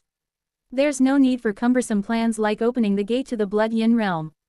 The power of vast cold is now in my hands. There's no longer any need to hold back my strength. I just need to proceed. Finishing his thoughts, Xiao Wei moves through the darkness, heading towards an unknown destination. Normally, Xiao Wei would have taken Yi Yanjin along for efficiency, even if it wasn't strictly necessary. Yet, he deliberately leaves Yi Yanjin behind. Without realizing how strange he has become, Xiao Wei inexplicably smiles arrogantly as he vanishes. Yi Yanwei opens her eyes. Deep into the night, she senses someone entering her chamber. Who is it? It is I, Taoist Yi Yanwei. The sacred master has warned me that if you ever come to see me alone, it would be because you're scheming some vile plot. I was told not to engage with you. Leave. Yi Yanwei responds without even glancing at Xiao Wei. However, Xiao Wei pays no attention to Yi Yanwei's reaction and begins to speak. It seems the sacred master has already informed you about my tainted soul filling the heavens. In that case, you must also know that I could reach out to your descendant, Taoist Yi Yanjin, at any time. Is it because you don't understand the true identity of the sacred master? You're quite bold. At the mention of Yi Yanjin, Yi Yanwei rises from her bed and looks at Xiao Wei. Do you even know what kind of being the sacred master is? Even if that person wears the guise of a sacred master, they are an entity above the heavens. Or, at the very least, they are someone who carries out the will of such beings. Someone like you has gone against such a being. Do you understand what that means? Yi Yanwei glares at Xiao Wei with a grim expression. On the scales of fate, the lives of the likes of us can be toyed with whenever it will. Do you think you're threatening me right now? You're mistaken. As long as that being despises you, everything you do and every future you aim for are already within their grasp. Ho ho, how terrifying. However, that person is not an entity of true immortal rank as you believe him to be. I know this with absolute certainty. Xiao Wei'ol narrows his vertically slit pupils as he steps closer to Yin Wei. I am someone who has glimpsed the dream of a true immortal. I know how those beings dream. And Xiao Unyun is absolutely not dreaming as a true immortal does. Therefore, while he may be connected to a true immortal rank existence, he is absolutely not a true immortal himself. In the first place, this sun and moon heavenly domain, unlike a proper heavenly domain, only has 3 true immortals. Clench. Xiao Wei'ol's grip brutally seizes Yin Wei's jaw. However, Yin Wei does not panic and instead looks directly at Xiao Wei'ol. This is merely a puppet prepared by the sacred master. Though crafted to perfectly resemble a mortal, it is no more than a backup vessel. My true soul resides in the shrine within the head realm. The location does not matter. After all, as long as there is attraction force, anything I desire will fall into my hands. It's only around this point that Yin Wei senses something amiss. What is this? Xiao Wei'ol is acting so suspiciously, yet why hasn't the sacred master reacted at all? You're having such obvious thoughts, Taoist Yin Wei. He read my mind. Yin Wei flinches in surprise, her body shrinking. Xiao Wei'ol gently smiles and strokes Yin Wei's head. The sacred master is likely quite preoccupied right now. Because the Ohai Xiao who was quiet all this time has suddenly gone mad. Although Ohai Xiao's abilities and authority are nothing extraordinary, when applied creatively, there's nothing for her to fear. MMPH. You want to call Jeon Myung-hoon? Ho ho, it's useless. Unless it's someone of Xiao Unyun's caliber, none of his comrades, unless the Mad Lord were to resurrect, can stop me. No, even if the Mad Lord were to come back to life now, I would still win. Xiao Wei'ol pulls something from his sleeve while still gripping Yin Wei's jaw. It is someone's head. Despite being cleanly decapitated, the head is alive. With its eyes gouged out, it belongs to a devil race. The head of a woman of the Batwing race, despite being severed, wails mournfully, calling out a name in the language of the devil realm. Xiao Wei'ol crushes the head without hesitation, extracting the soul within and forcing it into Yin Wei's head. Wo Wang. The soul absorbed through Yin Wei's Baihui point flows through her upper dantian, then emits all its spiritual energy through the area between her eyebrows. Yin Wei groans as she feels her head somehow clearing along with the sensation of her upper dantian burning. I once visited the serving command palace with the Mad Lord. While the Mad Lord planned for the wonderfully mysterious fortress, I planned for something different. Wo Wang. Reason fades from Yin Wei's eyes, and in her drunk-like state, she begins to pitifully call out for someone. Ho, Hun-won, where did you go, Hun-won? Still wearing his gentle smile, Xiao Wei'ol clasps a hand behind his back, grabs Yin Wei by her hair, drags her out of bed, and waves his hand. Kwang. And in front of Xiao Wei'ol stands Kim Yin with a hardened face, leading Jeon Myung-hoon, Kang Min-hee, Kim Young-hoon, Oh Yun-sok, and others. Jeon Myung-hoon glares at Xiao Wei'ol with a reddened face and speaks. I'll count to 10. Release Yin Wei immediately within that time. Ho ho, there's no need to rush so urgently. Why not chat with me for a moment? 10. I've counted. I'll kill you, Xiao Wei'ol. Immediately after, Jeon Myung-hoon charges at Xiao Wei'ol. That's when it happens. Wo Wang. Kurururun. A bolt of lightning powerful enough to shatter a planet descends, but Jeon Myung-hoon's eyes widen in shock. Distortion. Space distorts due to attraction force. Jeon Myung-hoon's single strike, twisted under the influence of attraction force, fails to reach Xiao Wei'ol and veers off in the wrong direction. Xiao Wei'ol, still holding Yin Wei's hair, spreads his arms wide and laughs. If you don't want to chat with me, then it can't be helped. How can someone like you wield this level of attraction force? As Jeon Myung-hoon watches Xiao Wei'ol drag Yin Wei by her hair towards an unknown destination, his eyes become bloodshot. This can't be happening. There's no way his tainted soul filling the heavens can handle this level of attraction force. Unless he's completely brainwashed cedarwood painting and put it within this grasp, it's impossible. How could someone without immortal arts specializing in attraction force do such a thing? Xiao Wei'ol, stop immediately. Kurururun. Jeon Myung-hoon transforms into the three-headed six-armed lightning god and shouts at Xiao Wei'ol. However, his voice does not reach Seoweol. Peaceful cloud continent, two-sided mountain range. Inside a large manor, one of Seoweol's clones smiles faintly. How surprising, Hun-Won. To think you'd pretend to be forbidden from cultivating by the sacred master while secretly practicing immortal arts. Well, I suppose it makes sense. Sunlight, rain, heat, cold, wind, and time, the immortal art of various omens is something integration stage cultivators should naturally learn. So you've been diligently practicing all along. However, Hun-Won, who hears Seoweol's words, does not respond. It's because he is bloodied and battered, his top knot tightly seized by Seoweol. Hun-Won's tongue has already been ripped out by Seoweol, leaving him unable to speak. Ho ho, if you don't wish to respond, it can't be helped. No matter, I will assist you. Wo Wang. Seoweol looks at the miserable Hun-Won with a gentle smile and then pulls a head from his sleeve. It is the head of a male from the horned devil race. This head, too, has its eyes gouged out and mournfully calls out to someone in the language of the devil race. Crunch. Wo Wang. Seoweol crushes the devil race head without hesitation, extracting the soul within and infusing it into Hun-Won's Baihui point. And in the next moment, Hun-Won's eyes snap wide open. Shortly thereafter, tears of blood stream down his face as he cries out. Ch. Qian Ra Tien Luo. Kurururun. Deafening roars erupt from various points on Seoweol's face as his body begins to shatter apart. Simultaneously, from the cracks on his face, something resembling black pus oozes profusely. A clear indication of being shaken. Yet, Seoweol remains unconcerned, smiling as he grabs Hun-Won's topknot and drags him outside. Do. The shout earlier affected not only Seoweol. The entire world is shaking.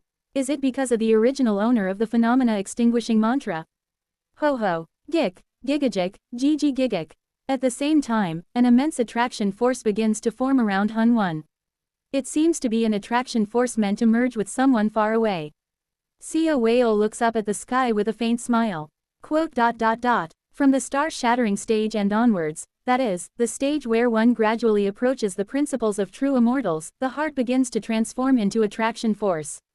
However, this means that for true immortals, attraction force is essentially the heart. When one thinks about how immortal arts activated by attraction force and those activated by the heart are fundamentally the same, it's a simple principle. Jik, Hun-Won and the someone far away. The attraction force with Yi and Wei begins to grow stronger. In short, being able to control attraction force means being able to move the hearts of true immortals. The world is ultimately nothing more than a dream woven by true immortals. We are merely their toys, clowns performing on their stage. Therefore, our own hearts are ultimately meaningless. The only thing that holds meaning is the heart of the being that dreams. Seoweol, his face somehow bloodshot, looks up at the sky. Indeed, this is not just a soliloquy. He is speaking to Seo Eun-yun, who is no different from the entire world itself. Attraction force is essentially the heart. Therefore, if I obtain the ultimate attraction force, all the hearts in the world will fall into my grasp. In the next moment, Seoweol stretches out his hand. All the Seoweols hidden throughout cedarwood painting form hand seals in unison. Jik. The names of In and Yi and imprinted upon Yi and Wei and Hun-Won's minds wail and strive to merge with each other. Simultaneously, an overwhelming attraction force arises within cedarwood painting, and at the moment when that attraction force reaches its peak, Seoweol disappears from cedarwood painting. And the place where Seoweol reappears is none other than the colorless sword enclosure. It is the place where Ohai Seo, acting under Seoweol's orders, rampages madly. Kurururung. Ahahaha. You're here, Seoweol. As soon as she sees Seoweol, Ohai Seo throws herself into the arms of one of his clones. Seoweol pats Ohai Seo's head and looks towards the direction she came from. There stands a massive altar. The altar is engraved with countless carvings of immortal beasts, and the eyes of the immortal beasts all glow simultaneously. And, at the very top of all the immortal beasts are two figures. One is an immortal beast shrouded in deep darkness, and the other is an immortal beast in human form. Among them, the figure of the immortal beast in human form is moving under the influence of Ohai Seo's authority. As the ritual preparation complete, Hai Seo. Yes, Seoweol. I did everything as you said. I sacrificed my lifespan and offered it to the High Spirit Grand Dao Nine Heavens overseeing fate preserving life Celestial Great Emperor. That being, as the Covenanter and Arbiter, promised to hide the fate here. Did you bring them? Seo Whale smiles faintly. One of Seo Whale's clones is holding Yin Wei by her hair. Another drags Hun One by his topknot. And, yet another of Seo Whale's clones is gripping Seo Ran by his nape and bringing him to this very spot. Finally, we have succeeded, Hai Seo. By targeting the moment when the attraction force of Yin and Yin reaches its peak, Seo Whale connected to Seo Ran through the hearts of himself and Seo Ran, imprinted within Yin Wei, finally capturing Seo Ran. Oh Hai Seo, with a face brimming with joy, clings to Seo Whale's embrace and weeps. Then we can leave now, right, Seo Whale? Now we can finally leave and really escape from the belly of this Seo Unyan, right? Seo Whale, I can't make any guarantees, but I will make it so. Now then, clench. Seo Whale grips Seo Ran's head and laughs. Disappear. Fake. Churarararik. At that exact moment, all of the Seo Whales, except for the ones holding Yin Wei and Hun Wan, are sucked into Seo Ran's body. However, even as Seo Whale's elaborate plans near completion, Oh Hai Seo cannot bring herself to be happy. Seo Whale, you said it was all coming together. But why is that Seo Ran able to remain so composed, even with you standing before him? Seo Ran is showing no signs of fear whatsoever. Instead, he is smiling warmly. And then, Yurururung, hic, the colorless sword enclosure shakes violently, and Seo Unyan's figure appears before Oh Hai Seo. It is Seo Unyan wielding the colorless glass sword, with Seo Unyan draped in winged garments standing behind. With a hardened expression, Seo Unyan speaks. You will never succeed, Seo Whale.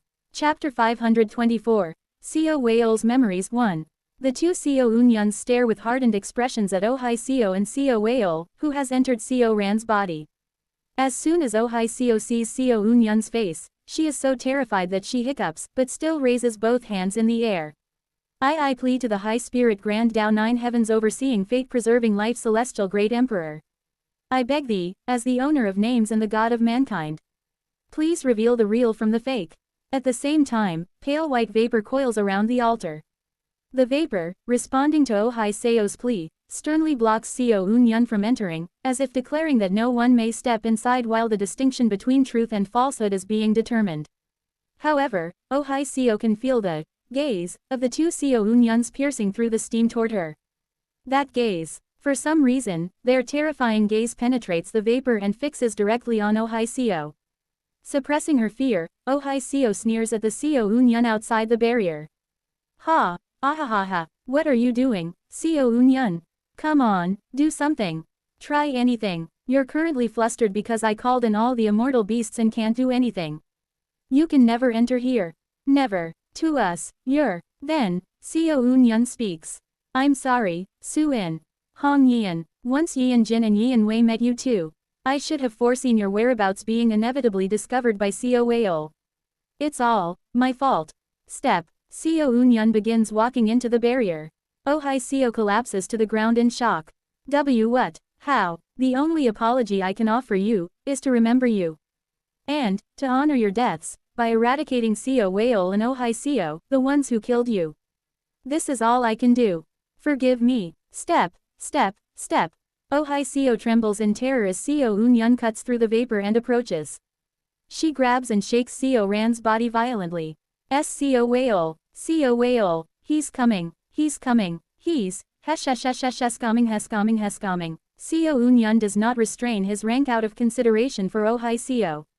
He fully reveals the rank of his main body, which has reached the sacred vessel stage. That alone is enough to cause Oh Hai Seo to start foaming at the mouth and cry out for Seo Whale.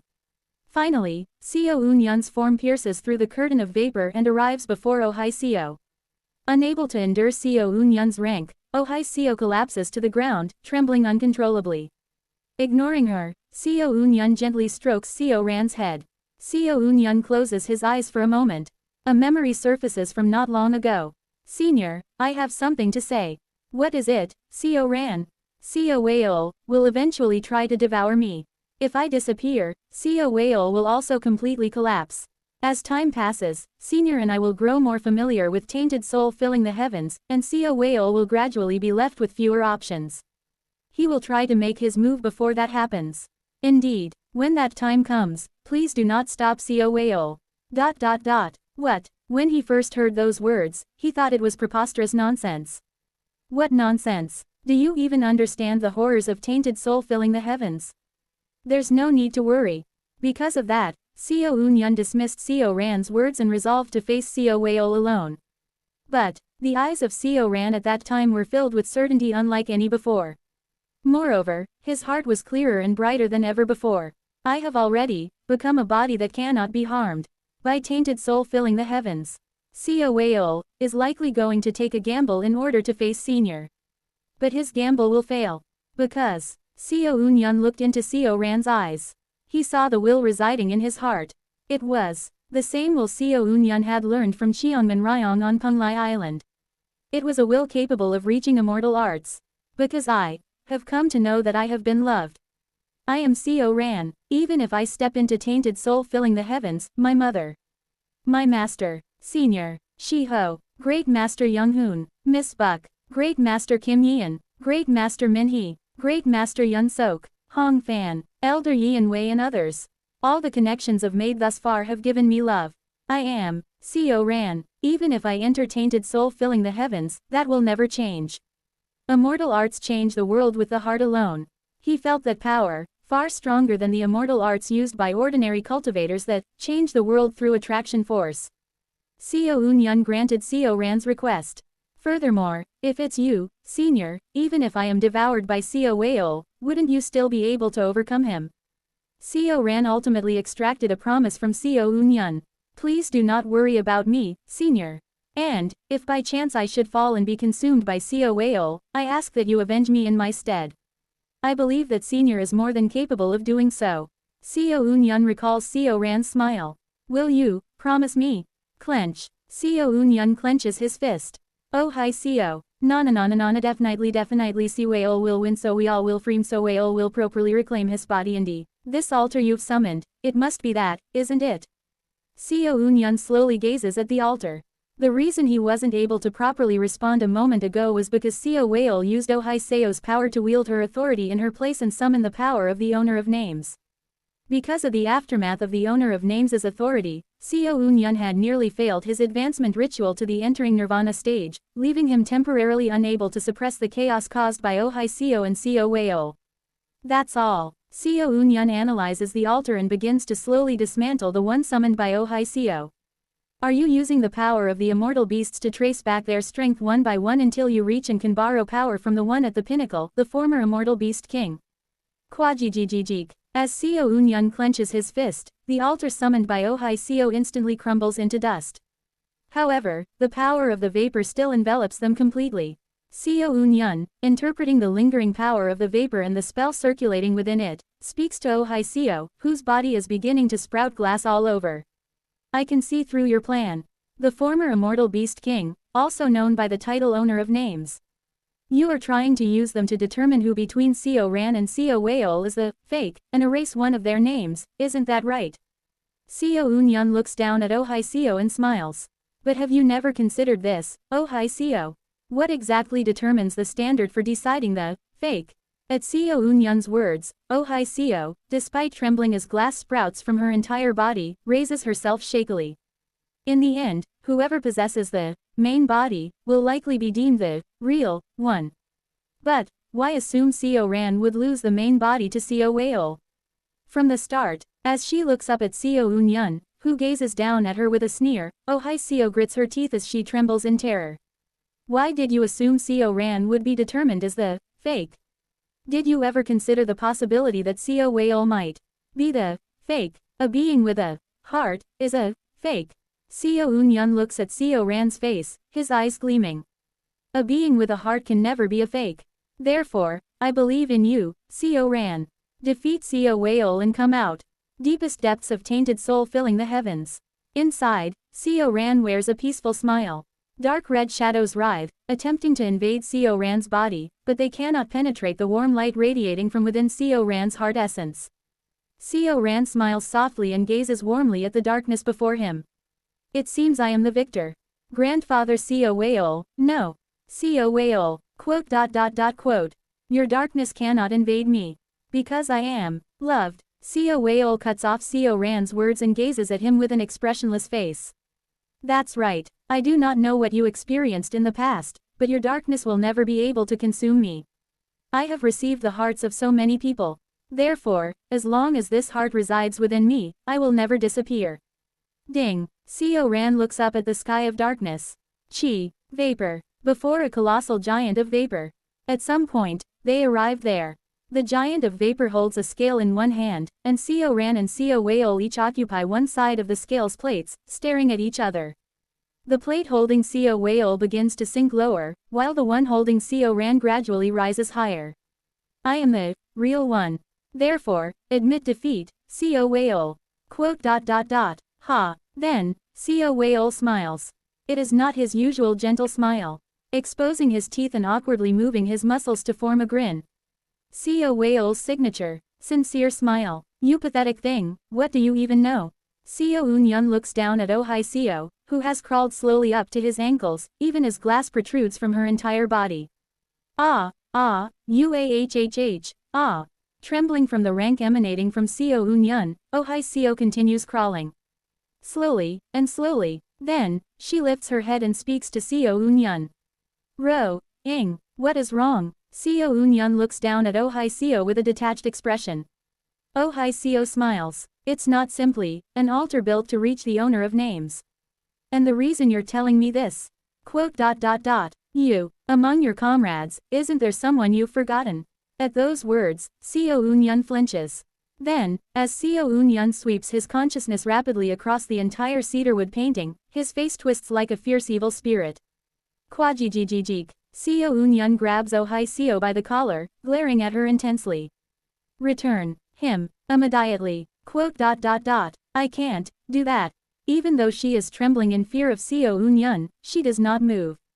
Instead, she simply smiles. Then, under her shadow, a fragment of the altar that Seo Eun-yun destroyed. The one fragment that depicts the immortal beast heavenly fox Tianhu shines ominously. Deepest depths of tainted soul filling the heavens.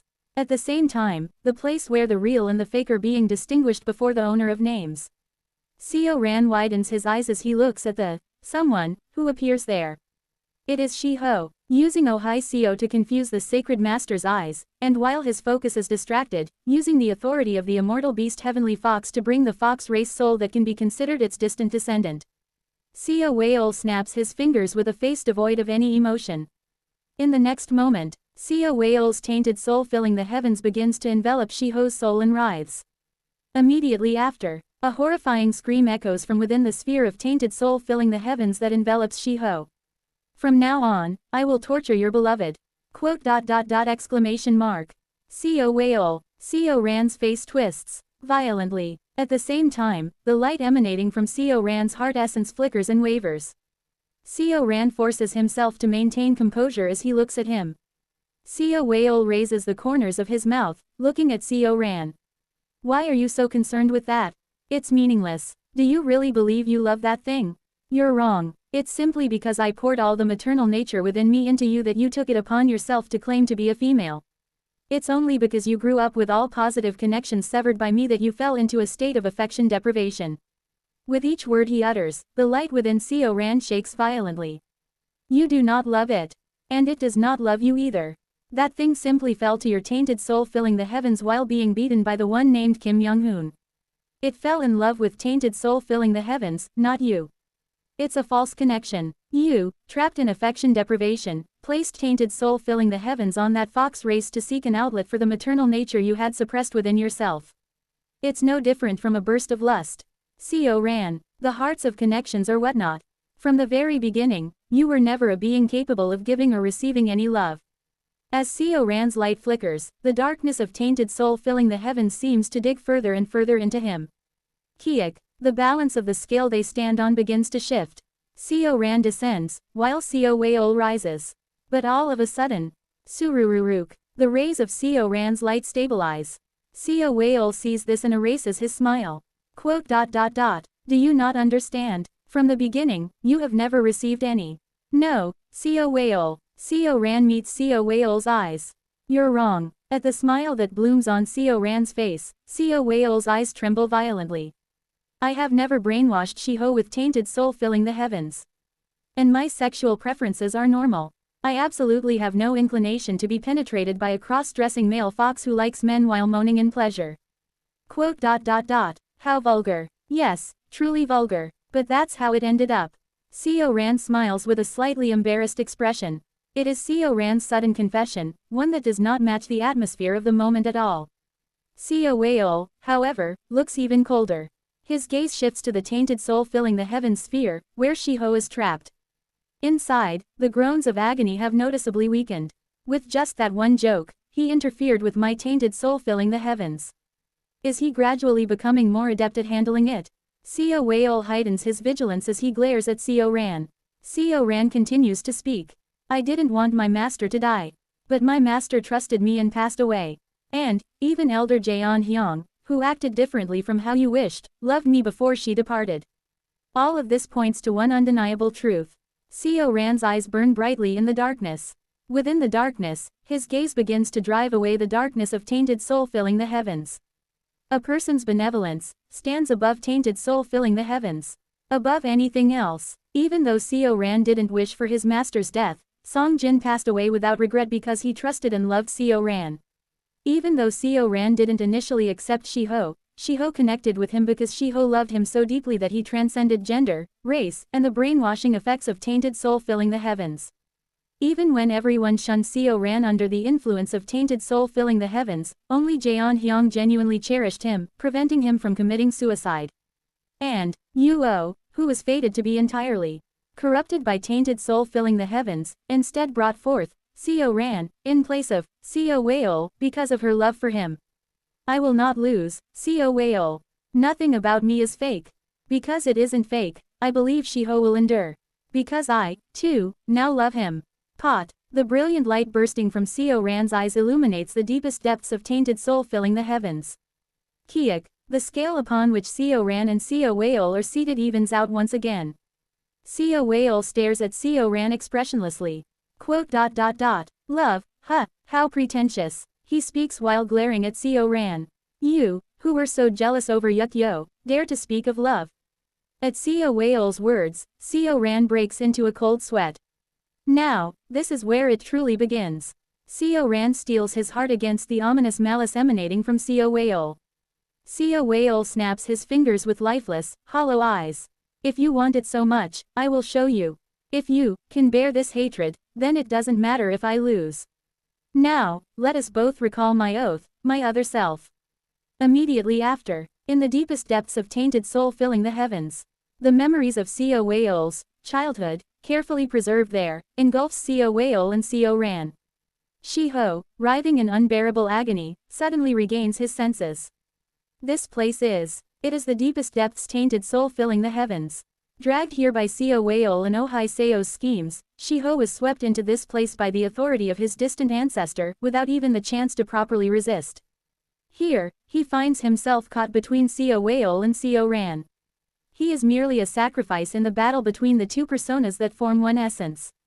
The last thing Shiho remembers is that Seo Ran, through a joke, briefly awakened his consciousness, and immediately afterward, Seo Weol moved a dark red wave to engulf both Seo Ran and himself.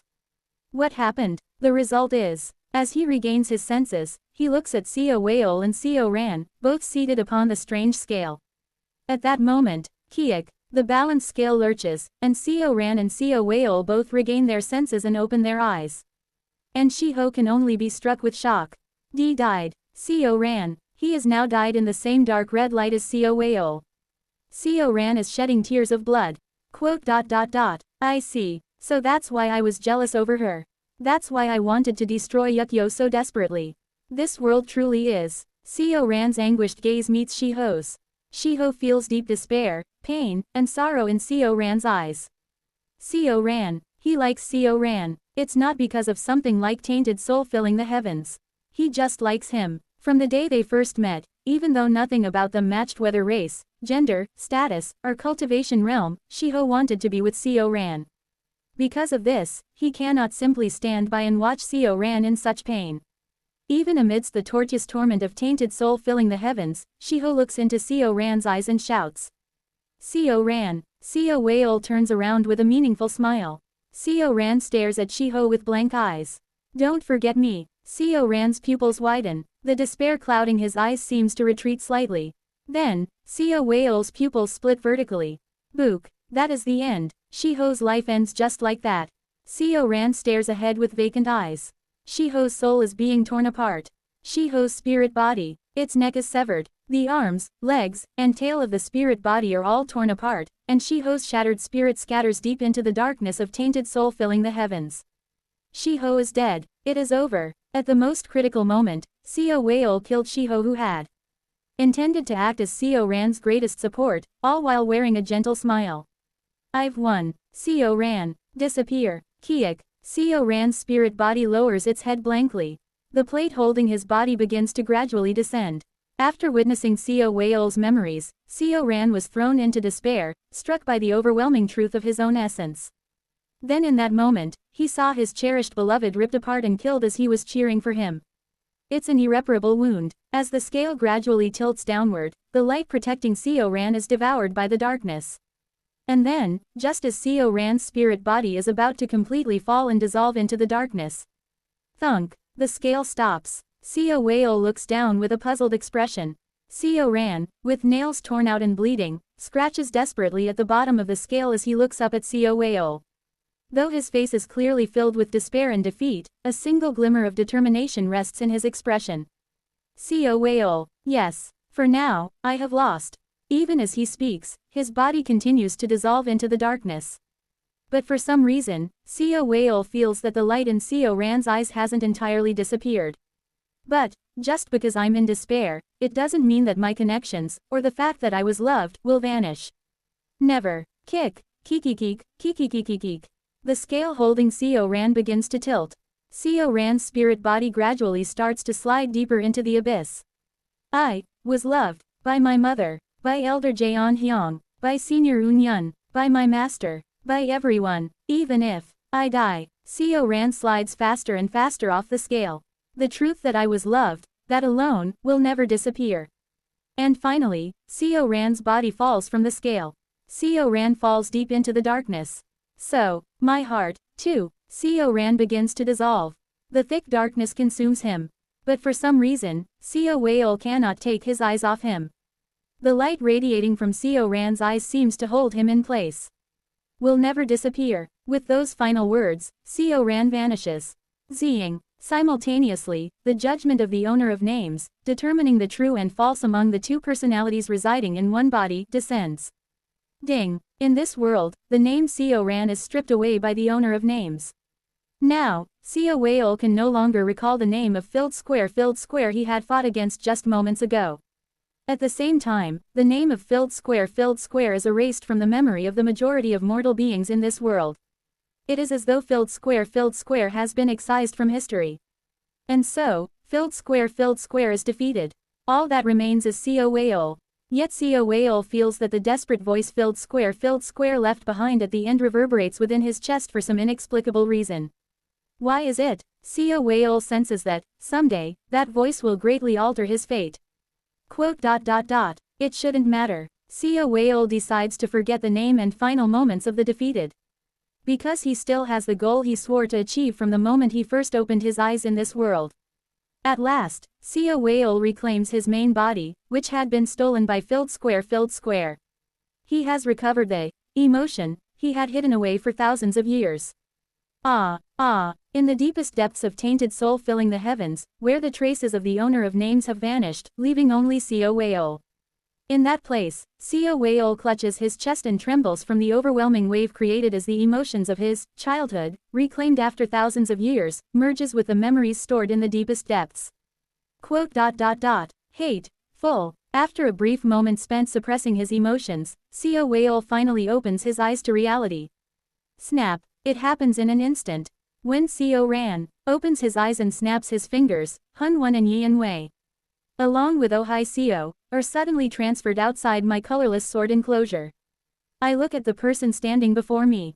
The person's gaze has completely changed. It is neither Seo Ran's nor Seo Whale's. It is not the pair of empty eyes, nor is it the gaze filled with hopeful purity. The eyes are murky, it appears unfocused, and, at the same time, it surpasses the simple, malice, that I felt from Co Whale. I sense overwhelming pain and hatred emanating from them. I realize what has happened. Quote.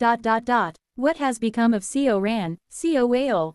At the name I utter, Co Whale appears to flinch slightly. However, he smiles faintly and responds. What do you mean, Taoist Co? From the beginning, I have always been one. Quote. Is that so? With a sorrowful gaze, I reach out my hand. Regardless of what has happened, following his wishes, I will avenge Co Ran.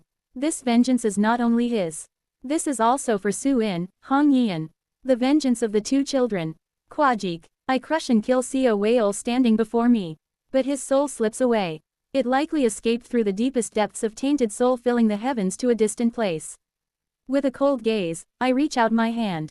I won't let you escape. Kugugugugu. Oh Hai Co sheds tears as she watches countless stars pass by around her. After thousands of years, finally, she has been freed from within Co Unyun's stomach. Co Whale, I'm finally out, I'm finally free. Quote. But the expression on Co Whale's face, as he leaps across vast distances with her, is not particularly bright. Glancing briefly at Hun Wan and Yian Wei in his hands, Co Whale turns to look behind him. Kugugugugu. From far behind, Co Unyun's hand is chasing them. Quote. Still chasing. Strange. How is he able to track me? There must be something. Frowning, Co Whale leaps across countless stars, carrying Oh Hai Co, Hun Wan, and Yian Wei. It's strange. Through tainted soul filling the heavens, he has erased all traces of himself within cedarwood painting. He even succeeded in removing Co Unyun's sub-heart sword from within his body. Having reclaimed his main body and regained his eyes, it wasn't an impossible feat. And yet, Co Unyun is pursuing him across thousands of light years. Just how is he managing to track me? As he ponders, Co Whale suddenly notices something. It is a trace within his tainted soul filling the heavens. It is not some mark left behind by Co Unyun. Rather, it is more like a trace that something left from inside, tainted soul filling the heavens to the outside. This trace, could it be? As Co Whale identifies the source of the trace, for the first time since awakening in this world, his face twists into an evil spirit. You did this. You sent it over. How dare you? How dare you? No matter what, you or me. How could you hand over my oath to another? Co Whale roars with genuine fury into the vast cosmic space. The one whose name he can no longer remember, filled square. During their battle, they had sent Co Whale's memories to outside tainted soul filling the heavens. To Co Unyun. Now, Co Unyun is using the memories passed on by filled square to track Co Whale. Co Whale screams in genuine rage at filled square. As long as Co Unyun possesses the memories passed to him by filled square, Co Whale cannot escape Co Unyun's pursuit. Because Co Whale's memories and oath are the very essence of his being. I hold the memory of Co Whale that Co Ran passed on to me. Clutching the information body that contains that memory, I relentlessly pursue Co Whale and Oh Hai Co within. Arrogant expression. The object in my hand resonates endlessly with Co Whale as if it's his very essence. Yes, this feels like the connection between the blood of the sea dragon race and summoning wind, true blood transformation. It is as though their mere existence connects them to one another. Quote. Co Ran, I will never forget you. As I use the memory of Co Whale, obtained thanks to Co Ran's sacrifice with no damage or resistance, I continue my pursuit of them. Co Whale's past unfolds vividly, piece by piece before my eyes. Chapter 525. Co Whale's Memories 2. The first memory of the existence, called Co Whale, was their mother and father, enveloped in a pure white light. The two smiled brightly at them, who was then just a baby.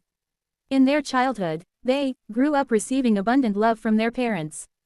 Memories of childhood are generally blurry. Co Whale's memories are also hazy. However, one thing is certain. Co Whale, while they may not have always been loved, was undoubtedly happy. And that continued even after their personality fully developed and learned that their name is Co Whale. Co Whale was a happy person. Though their life was a bit shabby, they could read some words as the child of a family that ran a bookstore and was considered one of the brightest among the village children. Co Whale mastered all written characters and basic learning materials by the age of 5. However, despite possessing such genius, Sea Whale's parents neither urged nor pressured them. They simply loved them as they were, and whenever they excelled at something beyond others, their parents simply praised them, saying they did well. Sea Whale's mind became sharper by the day. Simply observing something was enough for them to grasp its principles, and through that, they understood the world. Sea Whale, while observing lightning strike the ground, attempted to guide it with a kite and even created a lightning rod. They also invented a water wheel, which their village lacked, and crafted saddles and stirrups. The children, young adults of the village, Sea Whale's friends, all of them liked Sea Whale. Everyone said the same thing. That Sea Whale would surely grow up to be a great figure. However, Sea Whale still did not have a clear goal. It might be more accurate to say that because they possessed the ability to do anything, they didn't know what to pursue. Martial arts, scholarship, cooking, farming, inventing, hunting, whatever it was, Sea Whale would perfect it and even identify ways to improve and refine them further. This was Sea Whale's talent. So what exactly was such a Sea Whale supposed to do? Sea Whale did not know. Thus, they began to observe the people around him. As Sea Whale's friends grew older, they got married. Sea Whale also asked their parents. They asked if they, too, needed to marry a man or a woman. Their parents replied, "Everything under heaven and earth follows the principle Li of Taiji, pairing as it should." Sea Whale decided to follow their words. However, Sea Whale couldn't decide whether they should marry a man or a woman. While contemplating, they reasoned that if they married a woman and became a husband, they could travel the outside world, observe more, and better comprehend the principles of the world. Thus, Sea Whale became a man. He became a man, chose a girl who liked him, held a wedding, and became someone's husband. After marrying the girl, Sea Whale gradually matured, taking charge of all the village affairs and broadening his horizons. At times, he went on journeys. At times, he visited the capital to learn more about the world. And at other times, he joined wars, galloping to the ends of the earth beside a conquering king. In this way, Sea Whale aged. He traveled the entire world and grasped the principles behind countless events that occurred within it. With his old, near-death body, he eventually returned to his home village and peacefully closed his eyes amidst the blessings of his home village's people. He lived one life, full of happiness and satisfaction, and departed as such. Sea Whale. He lived to the age of 90. Sea Whale opened their eyes again. It felt as though they had woken up from a long dream. Sea Whale realized that something was strange. A powerful sense of déjà vu washed over them. At the same time, they saw the faces of their parents within the radiant light. However, Sea Whale found it strange. These parents were not Sea Whale's parents. Their parents found it strange that Sea Whale was not crying and smacked their bottom. A baby girl not crying but only rolling her eyes. How ominous. Sea Whale pretended to cry for the time being to grasp the situation. And then they understood what was happening. Sea Whale had reincarnated, but it was a bit peculiar. For one, the beings who were now their parents were clearly people Sea Whale had seen in their previous life. That's right, Sea Whale was born to their former life's father-in-law and mother-in-law. As Sea Whale grew older, they gradually came to confirm their existence. Sea Whale had reincarnated into the body of their own wife, returning to the childhood of her past. It was such a bizarre event that Sea Whale was always lost in thought, trying to explore its principles. And watching such a Sea Whale, their new parents, their in-laws from the previous life, despised them, saying, "A girl who doesn't speak and whose thoughts are impossible to know is utterly ominous." Then, Sea Whale discovered something strange. The parents who had been their parents in their first life did not exist. Following this, the Sea Whale of the previous life also naturally ceased to exist. As a result, even though Sea Whale had been reincarnated into their wife's body, they were able to retain the name Sea Whale. They, or rather, she, continued to ponder. Why had such a thing occurred? However, Sea Whale's parents came to view her as increasingly ominous, and as soon as Sea Whale grew mature enough, they sold her to a beggar on the street. Sea Whale became the beggar's wife, lying beneath him, observing and analyzing new experiences she hadn't gained in her previous life. But for some reason, Sea Whale could not have children. In fact, it was the same in her previous life. Sea Whale had lived an entire lifetime without having children, and this life was no different. The beggar, angry at Sia Whale for her inability to have children, beat her savagely and roughly violated her body. And one day, Sia Whale was eventually beaten to death by the beggar. She died at the age of 18. Sia Whale opened their eyes again. Once again, parents were looking down at them from within the radiant light. Sia Whale understood what had happened. They had reincarnated again, and this time, to an earlier point in time. Sia Whale figured out who they had reincarnated as this time. One of their friends from their first life. This time, he was a boy again. Reincarnated as a boy, he observed his surroundings. And he began to feel an inexplicable sense of déjà vu. It was such a strange déjà vu that Sia Whale instinctively understood. This strange déjà vu was the very cause of his repeated reincarnations. Thus, he grew up under new parents. As Sia Whale grew under his new parents, he realized two things. First, these new parents didn't like Sia Whale either. Like the previous life, his new parents disliked how Sia Whale constantly brooded over something. Seeing him observe the world and explore its principles, they accused him of simply playing around and frequently scolded and beat him. Second, the Sia Whale and his parents from the first life, and the Sia Whale of the second life, had all disappeared. The Sia Whale from the previous life. In other words, the Sia Whale who had reincarnated into the body of his wife in the first life, had disappeared in this life.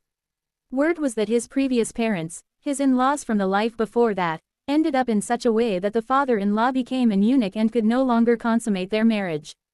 The very casuality, yin guo, that would have led to the birth of Sia Whale's wife in the first life had been erased. Sia Whale did everything he could from his current position to figure out what was going on. First, he utilized the knowledge from his previous life to restore his family's fortunes. Then, using his family's power, he gathered shamans, sorcerers, monks, and Taoists from all over the country to investigate whether such a phenomenon had happened before. Sia Whale absorbed their knowledge, learning everything he could, and read every piece of literature dealing with strange events, qi shi, supernatural forces, gui li luan xian, and ancient myths from all corners of the world. However, he could not find a single clue. Nevertheless, Sia Whale did not give up and scoured the world for all kinds of information on sorcery, spells, ghosts, and heavenly deities. And, Sia Whale failed to realize that his parents and siblings feared him. No, he knew. But, even if he knew, he never thought that parents could harm their own child. Because in the common sense Sia Whale knew, parents might beat, scold, or berate their children, but they were still parents. Even if they could sell their daughters to beggars, they were still parents.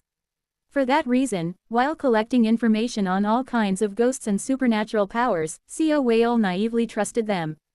No matter what, he never thought his family would harm him. Sia Whale, trusting the parents who feared him and living comfortably in their house even after reaching adulthood, was strangled to death in the middle of the night by his parents and siblings. Sia Whale opened their eyes again. Amidst the pure white light, they saw new parents. Sia Whale felt a strong sense of déjà vu.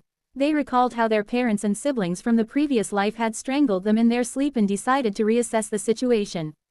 However, realizing that they had been directly killed by their own parents brought forth an indescribable flood of tears, leaving them unable to think clearly. The fourth life of Sia Whale was once again as a girl. She was one of the girls who had followed the Sia Whale of the first life, admiring him. The parents of this life, seeing Sia Whale barely speak, refused to eat, and often sobbing quietly, believed she was possessed by a ghost. Thus, when Sia Whale turned 5, they sold her to a pavilion in the city. Sia Whale, sold to the pavilion, did menial work and eventually grew into a courtesan. Utilizing her unique analytical skills and ability to grow, she quickly rose to become the top courtesan in the brothel. None could match her in poetry, calligraphy, music, and dance. She learned much at the pavilion. The art of captivating people, the techniques to seize their hearts, the ways to keep them clinging, and more. However, because she never thought favorably of the pavilion itself, she persuaded those who clung to her to walk the proper path, arranging good marriages for them so they would never return to the pavilion. While Sia Whale's reputation grew, the pavilion faced declining patronage, gradually falling into poverty. Regardless, Sia Whale used her status and position to continue investigating this phenomenon. As she was bound by her status as a courtesan, she could not leave the pavilion and had to rely on others to continue her investigation. She realized it was the same in this life as well. The sea whale of the first life and the causality that brought him into being. The sea whale of the second life and the causality that brought her into being. And, the previous life, the sea whale of the third life and the causality that brought him into being, all of it had disappeared. The parents who had killed the sea whale of the previous life had become infertile and could no longer have children, preventing the birth of the existence that was sea whale's former friend and sea whale themselves.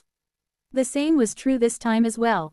Every time sea whale was reborn, the connections from the previous life were being erased one by one. At this rate, all the connections that the sea whale of the first life had known would eventually vanish. Before it came to that, sea whale resolved to solve this situation and once again retrace the events of her past life. As a courtesan, she gained access to forbidden books and texts she had never seen before in her previous life. Sea whale summoned countless shamans, Taoists, monks, and priests, accumulating their knowledge. And finally, she realized something. Monks, Taoists, and shamans could not provide the answer to this situation. Although she had read all the scriptures and legends they provided, none of them explained the phenomenon she was experiencing. Thus, she continued to ponder what method itself could explain this phenomenon. But one day, the pavilion owner attacked sea whale. Knowing the lust the pavilion owner harbored for her, sea whale pretended to give in. However, after violating sea whale, the pavilion owner cut off her tongue. Then, after severing the tendons in one of her legs, he sold her to a red pavilion specializing in prostitutes. The reason was absurd. The owner claimed that because of sea whale's whispers, too many patrons had stopped coming to the pavilion, worsening its finances. And so, sea whale was sold to a pleasure pavilion. Having experienced being pushed beneath a man in her past life, she did not fear receiving many men. She engaged with men, and at times women, gradually understanding humanity. Although her tongue had been cut out, such a thing was not particularly necessary for her learning. She was able to learn much in the Red Pavilion. She went beyond merely captivating or binding people to her, she learned how to make them devote everything to her. The art of completely seizing control over people and manipulating them. She learned how to exploit human desires. Amidst a world overflowing with countless desires and lust, sea whale came to understand humanity. And, eventually, while manipulating and captivating people, she became entangled in a love-driven conflict and had her neck cut by a man who claimed to love her. Sea whale died at the age of 36. Sea whale opened their eyes. Amid the radiance, new parents appeared before them again. Once more, they felt a strong sense of déjà vu. They recognized who they were in this life. Sea whale was born as the beggar. He was the beggar who had been the husband of the sea whale of the second life. Once again, sea whale's parents in this life were not good people. Sea whale remembered how, on his first birthday, one of his parents, drunk on alcohol, had tried to strangle him to death but fell asleep in the process. As the days went by, sea whale was beaten more and more. His father and mother were both the same. They were always eager to kill sea whale. And sea whale once again felt that the physical bodies of his previous lives had completely disappeared along with the casualty. However, at this point, sea whale no longer knew what else to do. He had investigated every myth and legend.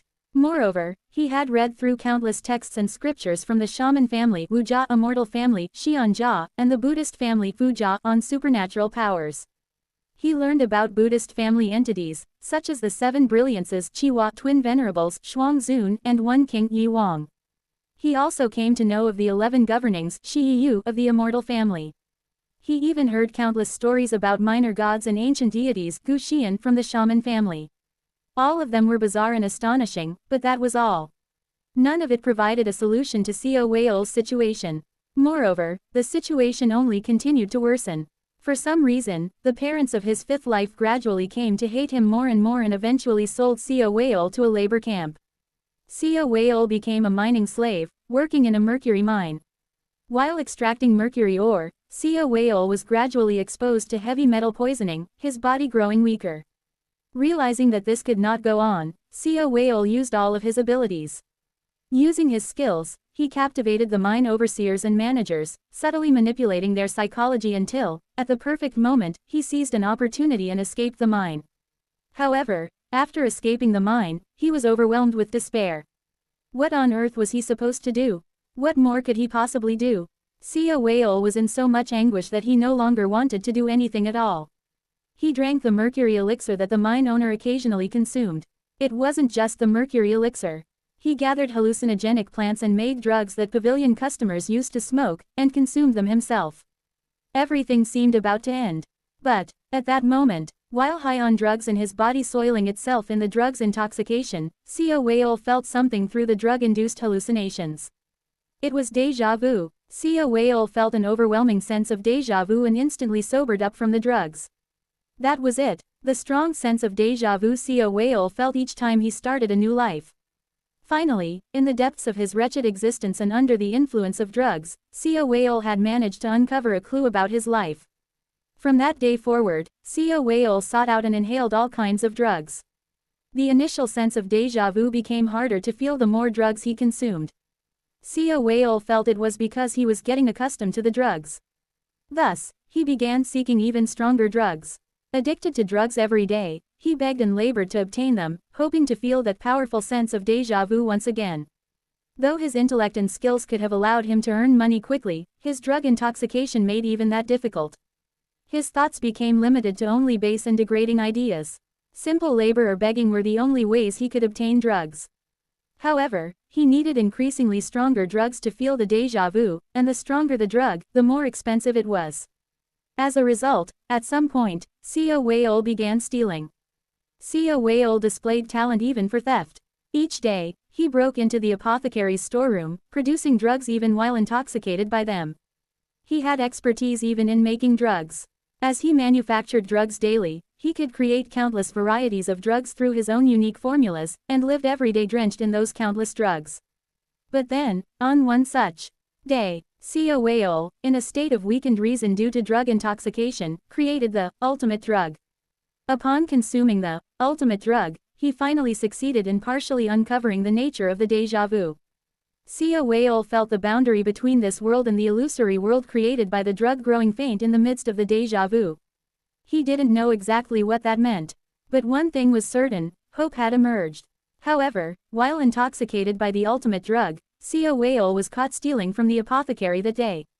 Flayed alive, he was turned into human Jeggle Josgle. He died at the age of 45. Sia Whale opened their eyes once again. In this life, she was reborn as a girl. Ignoring the parents gazing down at her in the radiance, Sia Whale quickly analyzed the situation. It was still one of the women who had followed Sia Whale around in the first life.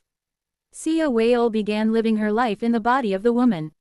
However, this family was even more of a dead end than the previous one.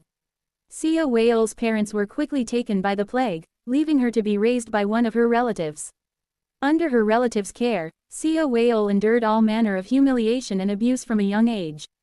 But none of that mattered. At some point, Sia Whale stopped caring about concepts like ethics. She simply used her abilities to take control of her relative's household and bend it to her will. Then, to ensure they could not fear her or even have the thought of fearing her, she directed their attention elsewhere. She created a target for their hatred. By subtly whispering that the elderly scholar from the neighboring house was stealing the harvest from their fields, she provoked them into conflict. With a target for their hatred, the household lost their minds and stopped paying any attention to her. She used her appearance and body as tools to bring the entire village into her grasp. First, the village, then, the town, after that, the city. After bringing the leaders of countless factions under her thumb, she eventually managed to place even the emperor of the nation beneath her. She became the empress. As the empress, she began purchasing medicinal ingredients from across the nation to recreate the ultimate drug.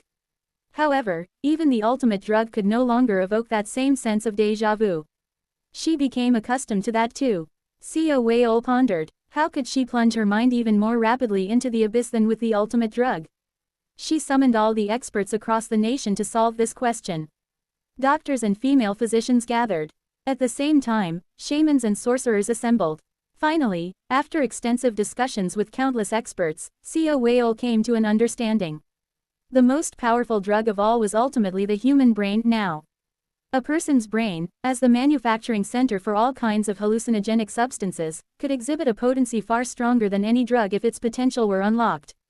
Hearing this, Sia Whale set out to discover a way to manipulate her own brain. At first, she used medicine, but eventually, she turned to the sorcerers, spells to plunge her mind into hallucinations. Amidst the déjà vu that surrounded her, she realized a few truths. While she might have been happy at first, as the days passed, she would inevitably become unhappy. She didn't know why. That fact was determined. How could she escape this cycle of misery? How could she escape this cycle of suffering? Sia Whale pondered these questions. However, no solution presented itself. She merely continued refining her techniques for manipulating the brain. One day, she finally uncovered the principle behind the sorcerer's spells. It was a form of hypnosis. Disguised as a ritual and incantations, it was a technique for manipulating the mind. Sia Whale established a field of study called hypnotism and began to delve further into its study. But, after spending over a decade immersed solely in hypnotism, the crown prince born of another consort ascended to the throne. By the will of the new emperor's mother, Sia Whale was subjected to the punishment of becoming a human pig. Her limbs were severed, and she was thrown into a pigsty. Sia Whale died in the pigsty. She died at the age of 54. However, within her painful life, Sia Whale smiled as she died for the first time. It was because she had deceived her brain through hypnosis, convincing it that the situation was joyful. Ho ho, ho ho ho ho ho ho. As she was torn apart by pigs, she laughed and laughed. The seventh life. The moment Sia Whale was born, they looked up at the parents smiling at them beneath the light and smiled faintly back at them. By now, they had come to understand a few of the laws of her life. First, the self from the previous life is entirely erased along with the cause and effect. Second, through the use of drugs or hypnotism, they could deceive the brain and experience a strong sense of déjà vu. Third, the longer their life goes on, the more miserable they would become. That was it, and just as expected, as soon as Sia Whale was born, the parents of this life sold Cohweol to bandits and told them to make Sia Whale into baby Jeggle. Sia Whale's fate was definitely to die as a baby Jeggle. However, using the hypnosis they had mastered in their previous life, Sia Whale controlled the bandits. And, having grown up in the bandits' mountain hideout, they once again came to realize who they were. He was, shockingly, the father-in-law of Sia Whale from the first life. He was also the father of Sia Whale from his second life. He had discovered another law of life. Regardless of time or space, he would continue to reincarnate, replacing someone who originally existed. Upon discovering this truth, Sia Whale dedicated his life to uncovering the knotter of the déjà vu.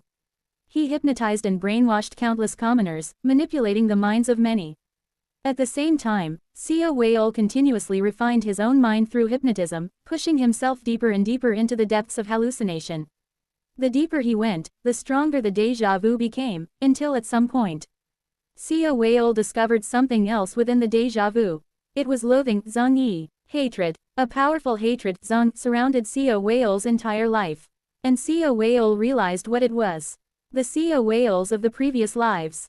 In other words, it was the hatred of those who had been replaced by Sia Whale.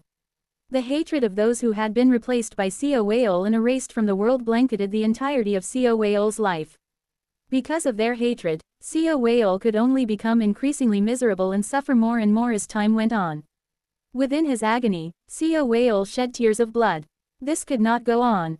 If things continued this way, all the people Sia Whale cherished would gradually be replaced by Sia Whale himself. He quickly had to find a way to end this way of life. Thus, Sia Whale continued searching relentlessly for a solution. It was on one such day.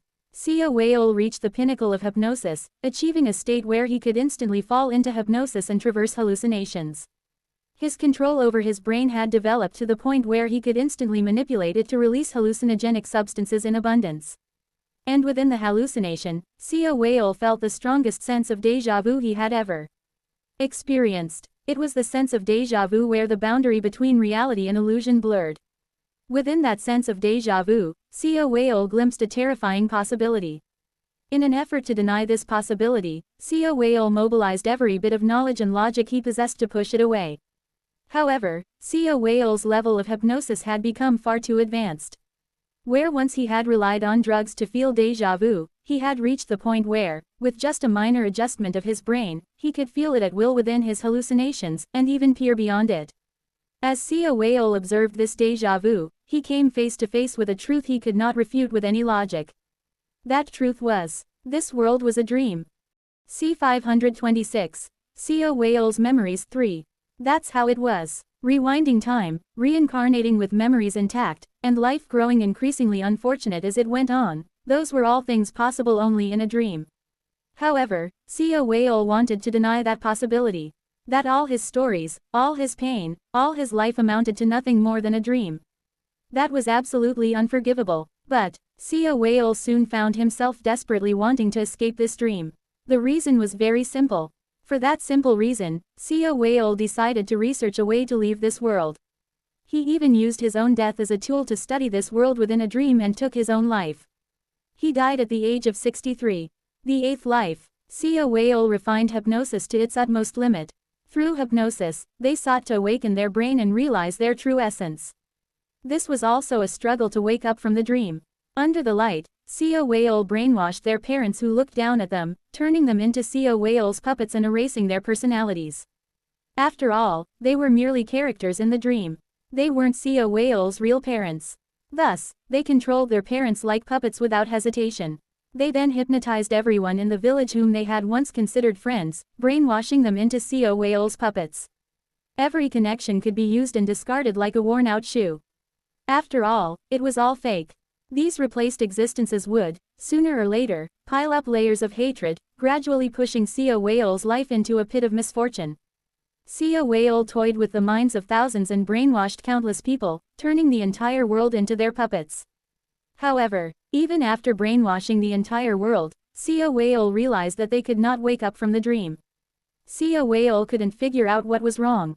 To find the problem, they pushed themselves even further, delving deeper into the abyss of their mind through hypnosis. And finally, Sia Whale understood. The reason they couldn't escape this world was because they didn't understand their own essence. They had to remember who they were, before they began dreaming. Why were they the only ones special enough to repeatedly reincarnate within this dream world? Perhaps it was because the entity known as Sia Whale was the owner of the dream. If so, then what kind of being was Sia Whale before they started dreaming?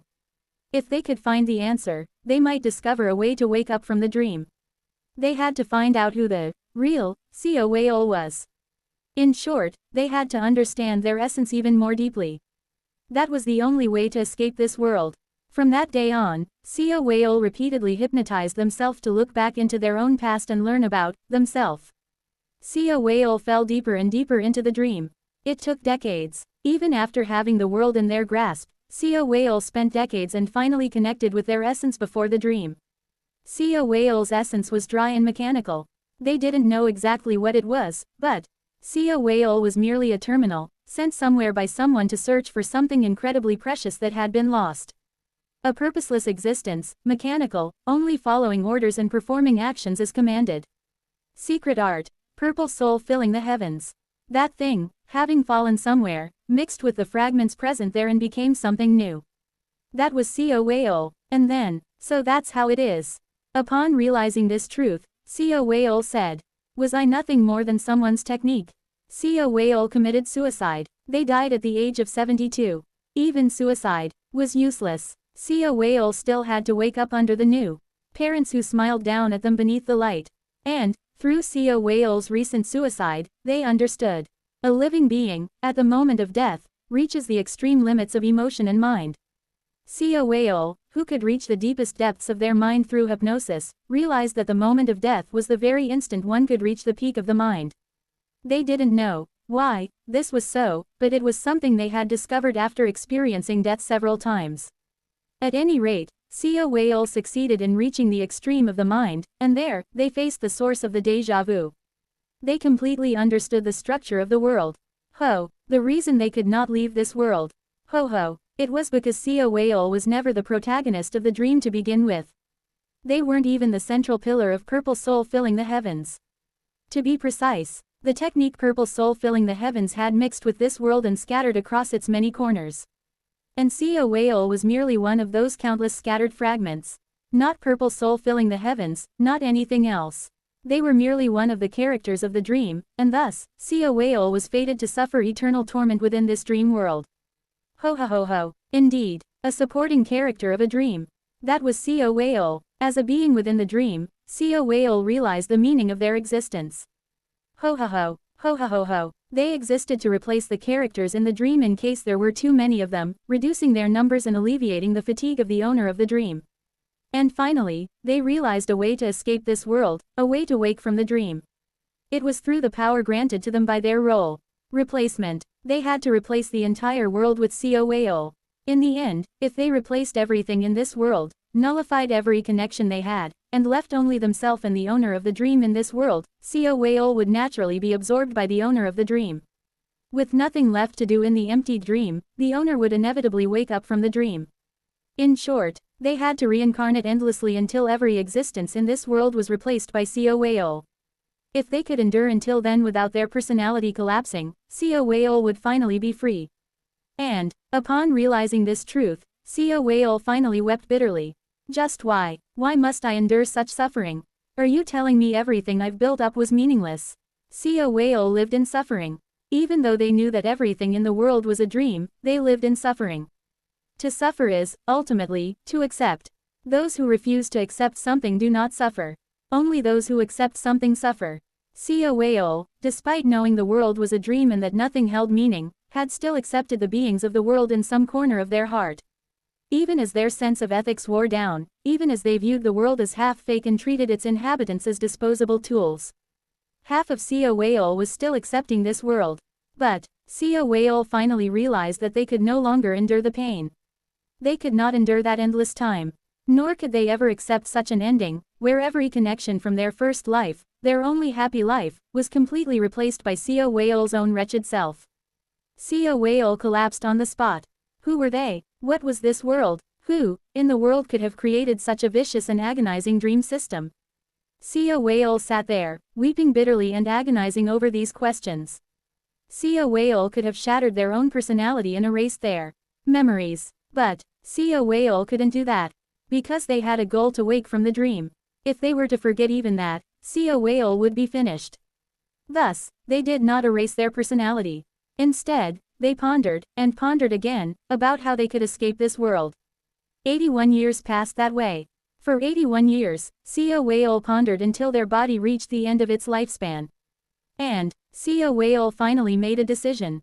I will not spend thousands, hundreds of millions of years replacing the entirety of this world and waking from the dream. He could not endure that long passage of time. Moreover, they couldn't be sure that the one who would wake from the dream would even be COAO themselves. That was the worst possible ending. In that case, they had to choose the lesser evil. In this life, I will end everything. COAO shed tears of blood. They, too, had a heart. He had emotions. Though they might only be a supporting character in a dream, a mere tool for the owner of the dream. They still thought of themselves as a living person. From their second life onward, the emotions weren't particularly strong. However, the connections from their first life, the only time they had been truly happy, were still precious to them. At some point, they began to see themselves as nothing more than a puppet. But even puppets can have attachment. Even if COAO thought of them as characters in a dream, COAO held a strange attachment to them. Especially after realizing that they themselves were nothing more than a supporting character in this dream. However, COAO decided to abandon that attachment. They decided to abandon those connections. To endure pain is to accept. But COAO could no longer accept the connections within the dream. With that resolve, COAO began to fragment themselves. Though COAO had often manipulated the minds of others through hypnosis and brainwashing, COAO had rarely interfered deeply with their own mind beyond pushing it deeper into hallucinations. COAO finally began to manipulate and fragment their own mind. They did not go mad. The process of fragmenting their personality was painful, but they knew that if they abandoned themselves, there would be no more pain. COAO began transforming themselves into a configuration. And, as COAO transformed themselves into a configuration, they finally crossed a line that had remained in a corner of their heart. Even when COAO had brainwashed the people of this world, COAO had never violated their essence. But after crossing that line, COAO began to invade their very essence. Beyond simply brainwashing and turning them into puppets, COAO repeated the brainwashing process until they turned into configurations, transforming them into perfect replicas of COAO themselves. Each time they brainwashed one of their friends, COAO cried out in agony, tears streaming down their face. All of them, they were COAO's friends. They might be nothing more than puppets to Seo Whale now, but they were the ones who had been Seo Whale's friends in the first life. They might have held no practical meaning, yet they were meaningful to Seo Whale. They were Seo Whale's heart. In this way, Seo Whale began replacing every character in this dream world with a Seo Whale filled with hatred and pain. They turned the entire world into Seo Whale. After surpassing a certain threshold, Seo Whale felt the very essence of the dream begin to distort.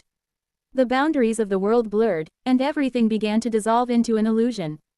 And finally, when everyone had been replaced with Seo Whale was able to behold the owner of the dream. Quote. So you were there. Seo Whale looked at the ray of light. With the entire world replaced by Seo Whale, only they and the ray of light in the sky remained in this dream. No, to be precise. It was the being sealed within the ray of light. Seo Whale entered the ray of light. They felt the sensation of a seal, but it was incredibly faint. Rather than a seal, it felt more like wrapping. Within the ray of light was a dark red glow. Seo Whale asked the dark red light. Quote. I ask you, what is the purpose of my existence? Seo Whale voiced their goal to wake from the dream. My parents, you, my origin, what kind of being are you? Who is the owner of the dream? What kind of being are they? And what were they thinking when they created this world? Seo Whale merely wanted to know that. After being born into this world, just knowing that single truth was the purpose and reason Seo Whale had struggled to wake from the dream. And then, the being Seo Whale believed to be the owner of the dream spoke. Incredible. For a mere supporting character in a dream born from the primordial chaos of ancient force to pass the trials meant for the successor at and percent Zhang Mingjie and reach before me. Editor. Zhang Mingjie equals Ender. The at and percent Zhang Mingjie the being spoke of was beyond Seo Whale's comprehension. But Seo Whale could roughly grasp the meaning of what the being was saying. Quote. This world was merely a testing ground for someone else. That's right, a trial world meant to pass on the miracle of the predecessor to the successor. You were nothing more than a supporting character within the dream born from ancient force, designed to secure the computational space of the world and maintain the virtual reality until the successor at and percent Zhang Mingjie arrived. And yet, how did such a miracle occur? Ho, interesting. At and percent Zhang Mingjie indeed. With a gloomy expression, Seo Whale asked the being. Quote. Who are you? Only now could Seo Whale understand. The being before Seo Whale was not their origin. It was merely the administrator. It was not the being who held the answers Seo Whale sought. And the administrator before Seo Whale answered their question. I am, yes, Agate Ma now. Call me Agate for now. The moment Seo Whale heard its title, they understood Agate's essence. Its essence was singular. Hatred. Yes, Seo Whale finally understood why, despite being meaningless characters within a dream, the concept of hatred had accumulated layer by layer throughout their life. Seo Whale understood why their life had been filled only with pain, hatred, and loathing, and why their life had been set to flow in that direction. Because the administrator of this world. Because the very fabric of this dream was built upon the concept of hatred. Zong. Chapter 527. Filling the Heavens. Mantian 1. This world, what exactly is it? Seo Whale asked with a serious expression. Agate laughed at the question. Do you want to know? A laugh that somehow felt mocking. It was as if Agate knew exactly why Seo Whale was asking such a question. Kiduk. It was an unpleasant laugh that made the listener uncomfortable. An ordinary person might have flown into a rage just from hearing that laughter. But Seo Whale remained expressionless, his hollow eyes staring into the crimson light. Answer me. I know what kind of answer you're hoping for. Quote. You have expectations. You're hoping this world is something special. And through the meaning bestowed upon this world, you seek to find meaning for yourself as well, isn't that so? Answer me. My answer is, no, it is not. Quote. If it is a place of trials for someone, doesn't that make it special? What's special is the result of the trial, not the world of the trial. Kiduk. The world of trials serves only to provide a training ground for the successor to wield their fate and, at the end of their training, to grant them the ultimate authority they can wield through their fate. That is all. This world itself was created through a dream that anyone living in the head realm could have. Do you seek the specialness of this world? This world is not special. If you are not a successor, it is nothing but a meaningless virtual space, do you understand? Quote. For a moment, Sea Whale remained expressionless and silent. Then, he opened his mouth. "You're trying to shake me and devour me." And then, purple vapor began to boil around him. Agate closed its mouth. "You've noticed. Begone, error." At those words, dark red light engulfed Sea Whale. Sea Whale closed their eyes. And opened them again. With the beams of light came a familiar scene. New parents. At the same time, their memories began to fade. Everything that had happened before felt like a dream. They became a baby who could do nothing but eat, excrete, and cry. They had reincarnated once again. And this time, they had lost all their memories. That's how it was supposed to be. Sea Whale spoke with a solemn face. Life is a series of suffering. That's why living beings have so much they wish to forget. But, I do not forget. I do not suffer. Because I have already become suffering itself. It distorted. It split. It divided. And then, it configured itself. Just like that, configuration spread out from Sea Whale once more. The entire world was filled with configurations, and once again, the dream distorted, returning the situation to just moments before. It was the same moment when Sea Whale and Agate faced each other. Sea Whale looked at Agate. Agate looked at Sea Whale. "I will not listen to your explanations. I have no interest in your deceitful words. I know that you are not the true owner of this dream. Therefore, I will devour you and awaken from this dream. I will awaken, and seek my true origin. I will find my origin and discover the meaning of my existence." Sea Whale clenched their hand tightly. Squeeze. The world around Sea Whale began to distort. In response, Agate continued to calculate, trying to find a way to subdue Sea Whale. And then, it realized. Even the administrator of the dream was now facing resistance from a supporting character within the dream. It could not find a way to suppress Sea Whale. This world was a dream. Not just any dream, but a dream interwoven with the dreams of countless beings. Among them, Agate's trial ground was simply the most dominant.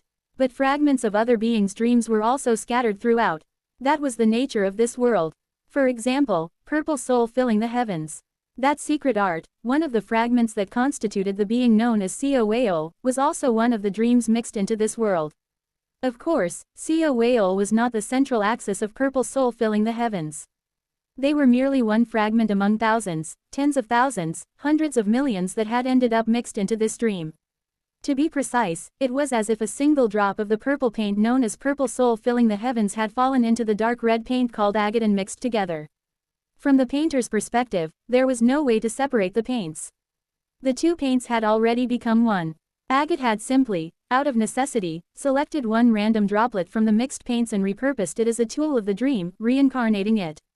However, Sea Whale, despite being used as a tool of the dream, had configured themselves and replaced the entirety of this world with themselves. If Sea Whale had simply replaced the world through reincarnation according to the dream's settings, it might have been manageable. But they had connected to purple soul filling the heavens through their own power. Through drugs and hypnosis, Sea Whale had pushed themselves to the extreme within the dream and, even if only a speck, had transformed themselves anew. A being born from that error. That was Sea Whale, and Sea Whale replaced every fragment of purple soul filling the heavens scattered throughout the world with themselves, becoming the central axis. Yet, even as Agate continued its calculations, it could not easily understand why Sea Whale could oppose it. No matter how erroneous, no matter if they had become the axis of something like purple soul filling the heavens. Sea Whale was ultimately a being born within the dream overseen by Agate. It was only natural that they shouldn't be able to resist. Sea Whale's form began to gradually scatter. And as the scattered Sea Whale reassembled into configurations, Sea Whale approached the center of the dark red light, towards Agate, the administrator of the dream. A creation of the dream was devouring the administrator of the dream. Eventually, the two began to overlap and merge into one. It was only then that Sea Whale and Agate could understand each other. Sea Whale could discern Agate's true nature. It was not even a true being. It was merely a collection of configurations constituted through countless numbers and letters to imitate a personality. Much like Sea Whale themselves. But even as a configuration, Agate was fundamentally different from Sea Whale's. If Sea Whale had made themselves into a configuration because their existence could not endure the pain, Agate had been a meaningless mass of information from the very beginning. Simply, from a distant world, Agate was the most sophisticated artificial personality ever created by the technology of the original owner of that distant world. Agate also calculated the reason for CO Whale's existence. How could an error not only reach the administrator but also devour it? Especially from the perspective of a configuration similar to them, how could such a primitive and crude configuration consume something like itself? The reason for the possibility lay in the essence of the dream. Hatred. This dream world, left behind by Agate's original owner, was built upon the concept of hatred Zong. And layered atop that concept was the information cluster called Agate had been overlaid as its administrator. But CO Whale, born as an error, had connected themselves to the very essence of this world. Through suffering, they had connected to the essence of hatred itself. If Agate was the mycelium of a mushroom growing on a corpse, then CO Whale was a kind of mutated bacterium born at the tip of that mycelium. Under normal circumstances, Agate would have been able to cut off the nutrients flowing towards CO Whale and eliminate the mutation. But CO Whale had already reached the corpse before Agate, seizing control of it. If it had been a living person instead of a corpse, CO Whale would have long been disinfected. But this was a corpse. As such, the corpse had already been completely overtaken by the bacteria that was CO Whale. CO Whale had seized control of the corpse from the perspective of bacteria and raised it. Thus, Agate realized that it could not resist CO Whale. It had no choice but to quietly be devoured by CO Whale and become one of the components constituting them. CO Whale had finally devoured the dream in which they were born. They consumed its administrator, Agate. Driven solely by the madness that they might be able to find their origin. They devoured Agate, melted hatred and purple soul filling the heavens together, and evolved them into a new immortal art.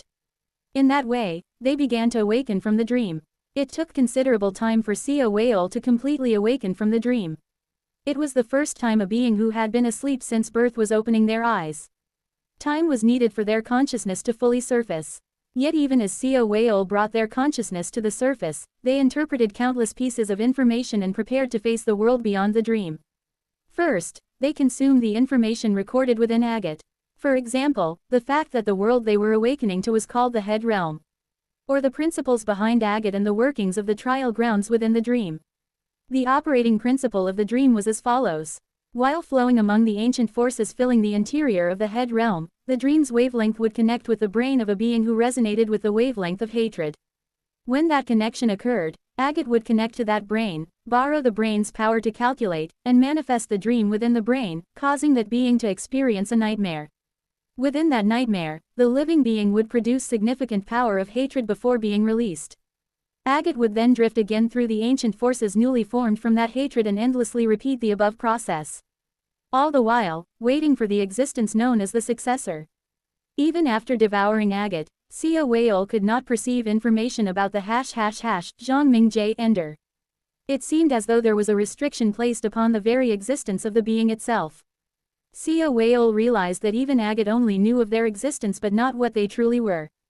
It was merely set by Agate's original master so that if the successor connected to Agate, they would then learn of it.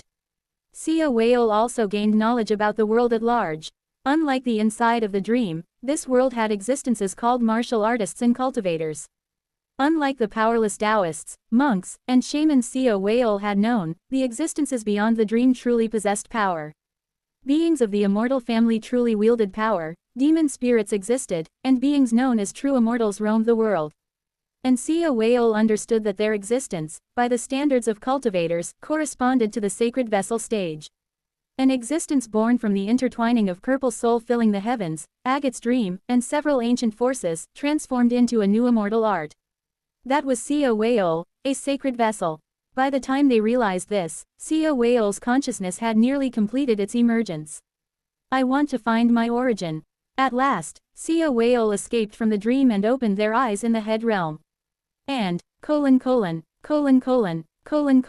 heaven Tien, void, Shu Kong, audience Yi Jian,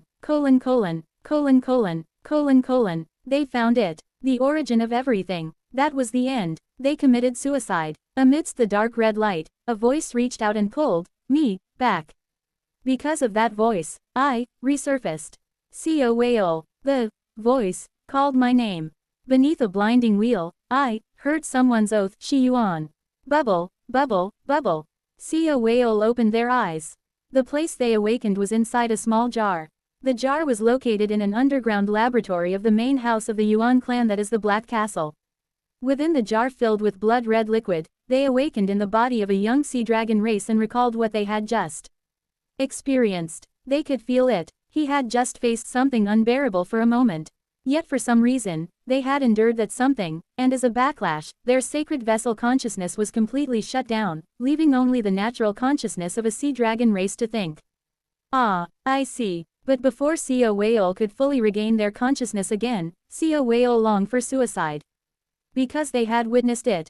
Though no one had taught them, they had seen through the cause and effect relationship of everything. The truth was this: tens of thousands of years ago, a star-shattering esteemed one from the Blood Yin realm fell into the Head realm. In a frenzy, they rampaged, convulsed, and ultimately died within the Head realm. And then, the soul of the star-shattering esteemed one from the Blood Yin realm collapsed, and one of its fragments seeped into the body of a clan that managed the Shrine of Golden Divine, the founder of the Golden Divine Heavenly Thunder sect. With that, the clan transformed from the bloodline of the Golden Divine Heavenly Thunder sect into a lineage inheriting the authority of the Blood Yin realm. They became known as the Yuan clan, and were directly connected to the true immortal of the Sun and Moon heavenly domain, Blood Yin. And the existence known as Blood Yin sought to interfere with the Head realm using the Yuan clan as an intermediary. That entity descended a fragment of their split soul upon the Yuan clan. Rather than a split soul, it was closer to a mindless spirit body, but nevertheless, it was a spirit body originating from Blood Yin and carried their will. The spirit body delivered a revelation to the Yuan clan. That until now, they had sent their authority into the Head realm several times, carrying out explorations to reclaim their former power. That the Yuan clan, too, must assist this immortal in reclaiming the former power with the authority they had sent down. After receiving that revelation, the Yuan clan conducted numerous experiments.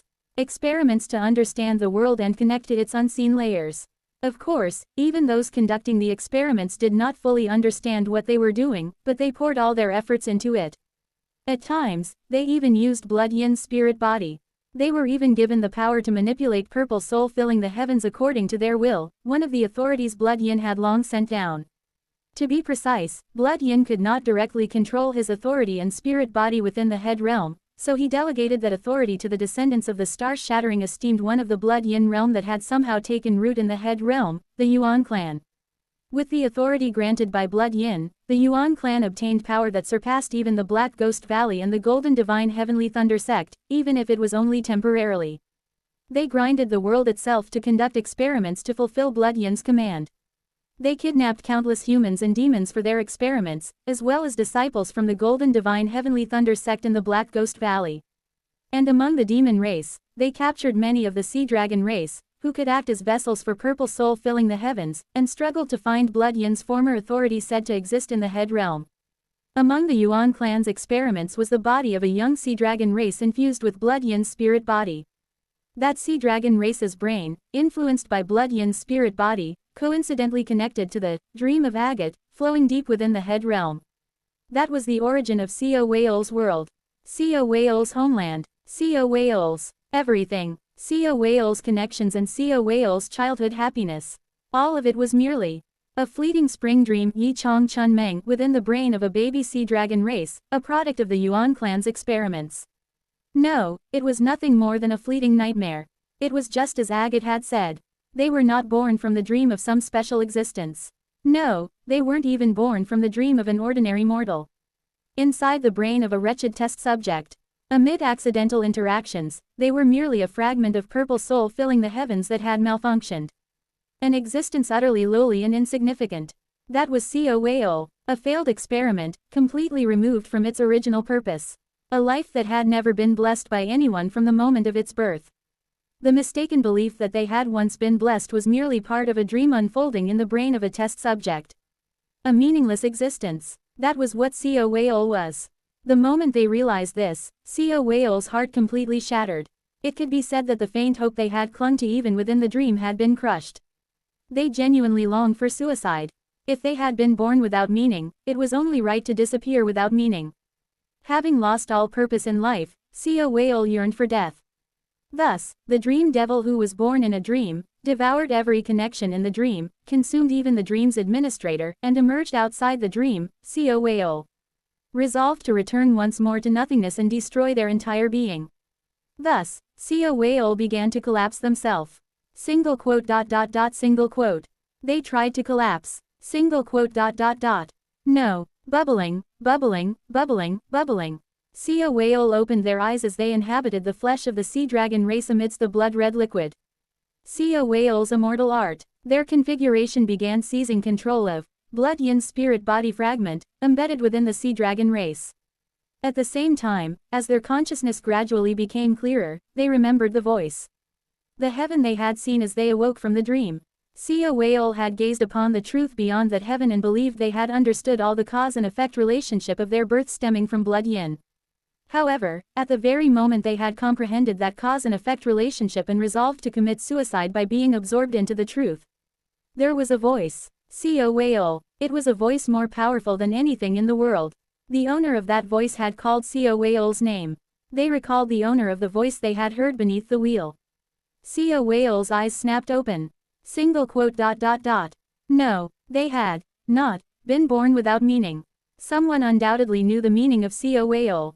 Sea Whale was certain that someone was their true origin. The moment they realized that fact, Sea Whale temporarily set aside their suicidal intent. Instead, they formed a goal. They swore to dedicate every moment of their life to achieving that goal. Single quote dot dot dot. I vow. Sea Whale recalled it all. Their entire life, where they had mistakenly believed they were happy, where they had mistakenly thought themselves blessed, but in truth, had never been blessed even once. The pain of having their entire existence denied.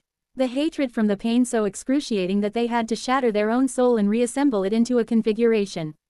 I will make the one who birthed me hear every pain I endured in life. Sea Whale moved the face of the sea dragon race within the blood-red liquid. The eyes of the young sea dragon tribe curved like crescent moons. To the being who had granted them life, after conveying their painful life, after delivering all that pain, hatred, resentment, and malice. Even if it was merely in the form of a story, they would allow themselves to be absorbed into the one who birthed them to influence them. That became Sea Whale's wish. Sea Whale laughed. Ho ho, just as agate had been wrapped in light. Sea Whale wrapped their pain in laughter. So that one day, when their story reached the one who birthed them, they could listen to Sea Whale's pain without suspicion, while expecting happiness. They altered the structure of the immortal art that made up their being. From a simple configuration of hatred, they built their essence centered around the emotion they had learned in their first life. They divided their memories among countless personalities of Pawn, so that though their core might remain pure, once the memories were linked, the pain and hatred would inevitably resurface. Even if they had to delay reaching their origin in their purest form. It was set up so that in the end, their true nature would be revealed. Sea Whale recalled the truth they had seen in the heaven. It was wisdom of all things. Indeed, within the head realm, something about wisdom of all things was hidden. It was a truth known only to beings at the star-shattering stage or higher, who risked their lives to observe the interior of the head realm, regardless of their cultivation stage. As it was described in Buddhism, a library that contains all the wisdom of the world and bestows wisdom upon all beings. Akashic Records, Shu Kong Lu, Void Record. Someone had hidden the Akashic Records deep within the head realm. Sea Whale's plan was formed that day. Someday, no matter what it took, they would awaken the Akashic Records deep within the head realm. Through the Akashic Records, they would find their origin. And, through the Akashic Records, they would deliver their story to the being of their origin. That was Sea Whale's true purpose.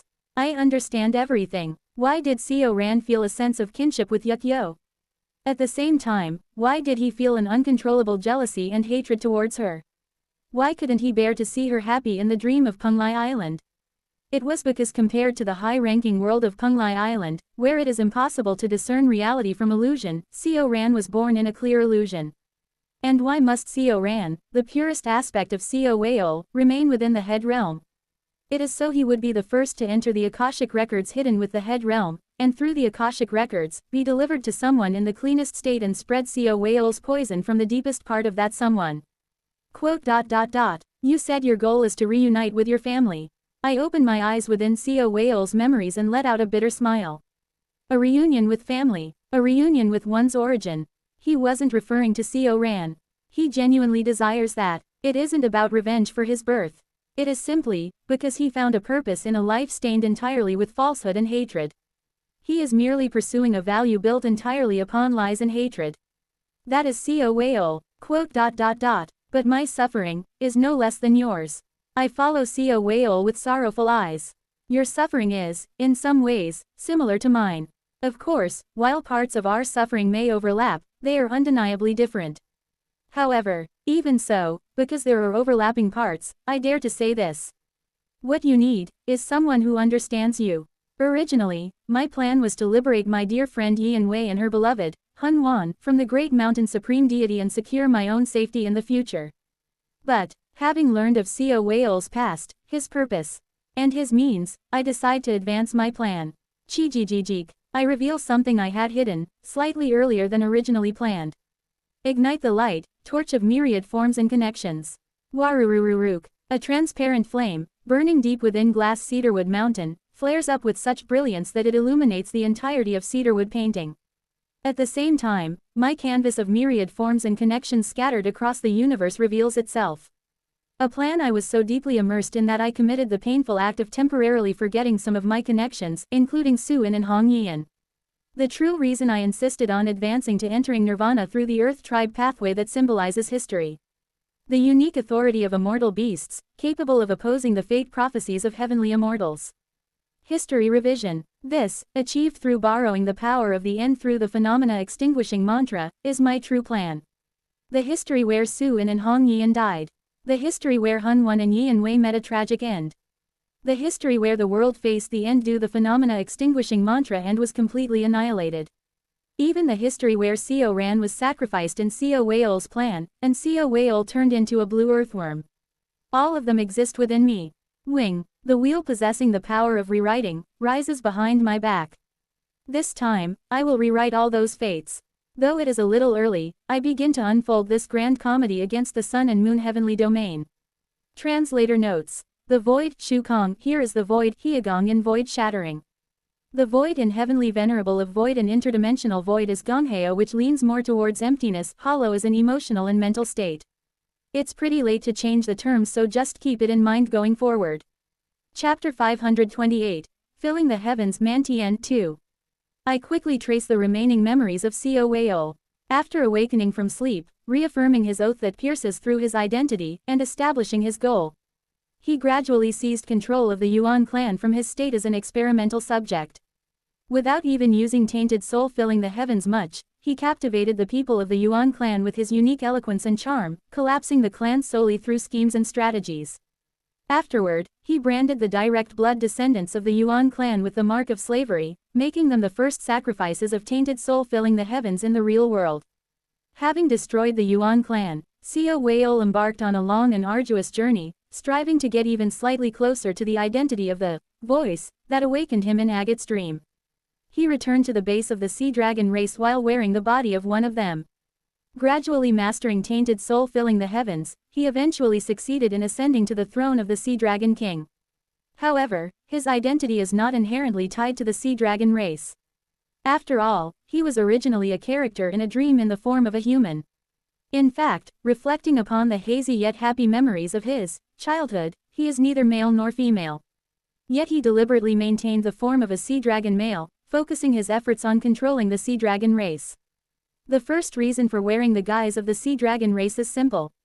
The body he first possessed upon awakening was that of a sea dragon male. Thus, Co Whale considers this sea dragon male identity to be connected in some way to the mysterious owner of the voice. No, even if he is entirely mistaken, maintaining this form would still provide an advantage when attempting to reach the owner of the voice by eliminating potential unknown variables. The second reason lies in his essence. Having devoured agate, consumed purple soul filling the heavens, and directly observed the Akashic records hidden within the head realm, Co Whale had drawn and merged several hidden powers and authorities of the head realm into his configuration. The power born from the collected ancient forces of the head realm became tainted soul filling the heavens. Ultimately, tainted soul filling the heavens was created by absorbing and rearranging the ancient forces of the head realm with purple soul filling the heavens as the central axis and merging them with Agate's authority. The most suitable medium for purple soul filling the heavens, at present, is the bloodline of the sea dragon race.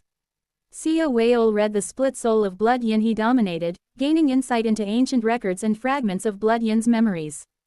Thus, Sea Whale learned of the lineage of purple soul filling the heavens, which flows through blood yin, Hyeonium, and Yaeum. In order to overturn that lineage and gradually reverse dominate Yaeum, Hyeonium, and blood yin, he requires the body of the sea dragon race. These two main reasons, along with numerous other intertwining factors, solidified Sea Whale's identity as a sea dragon male with a gentle smile.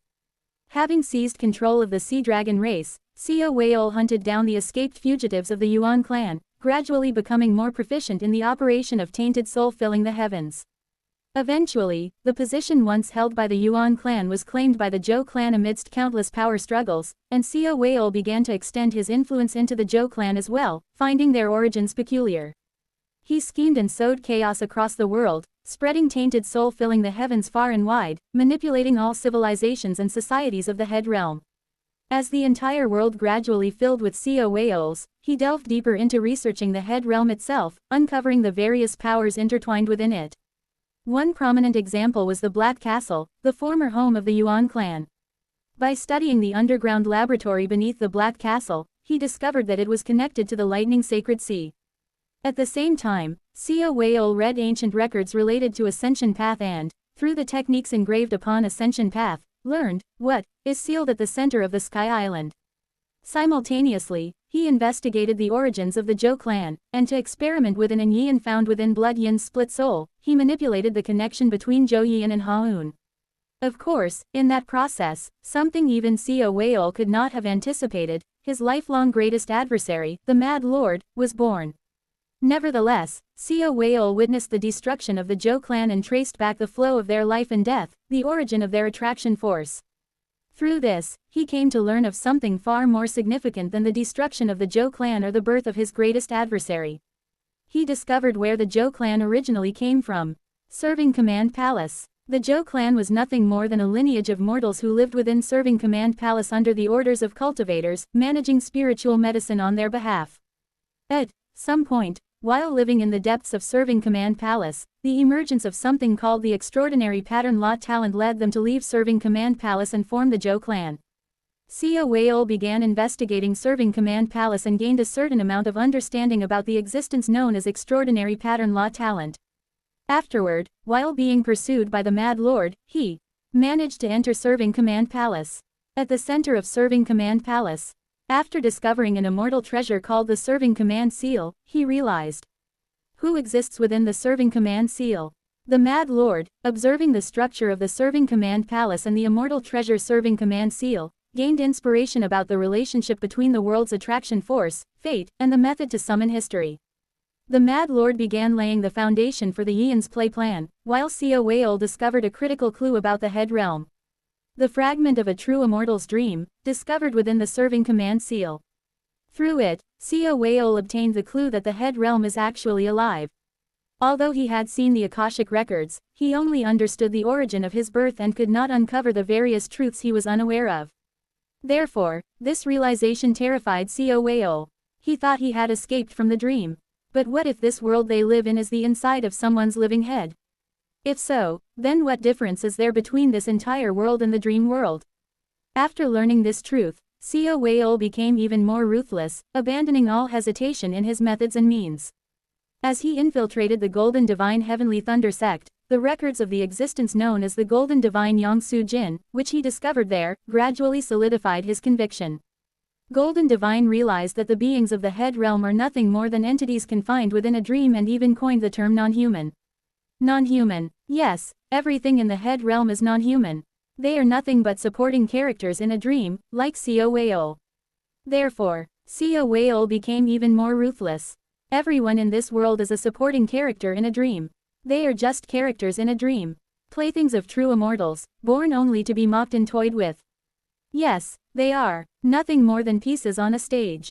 For this reason, Sea Whale resolved to become even more ruthless and even more meticulous.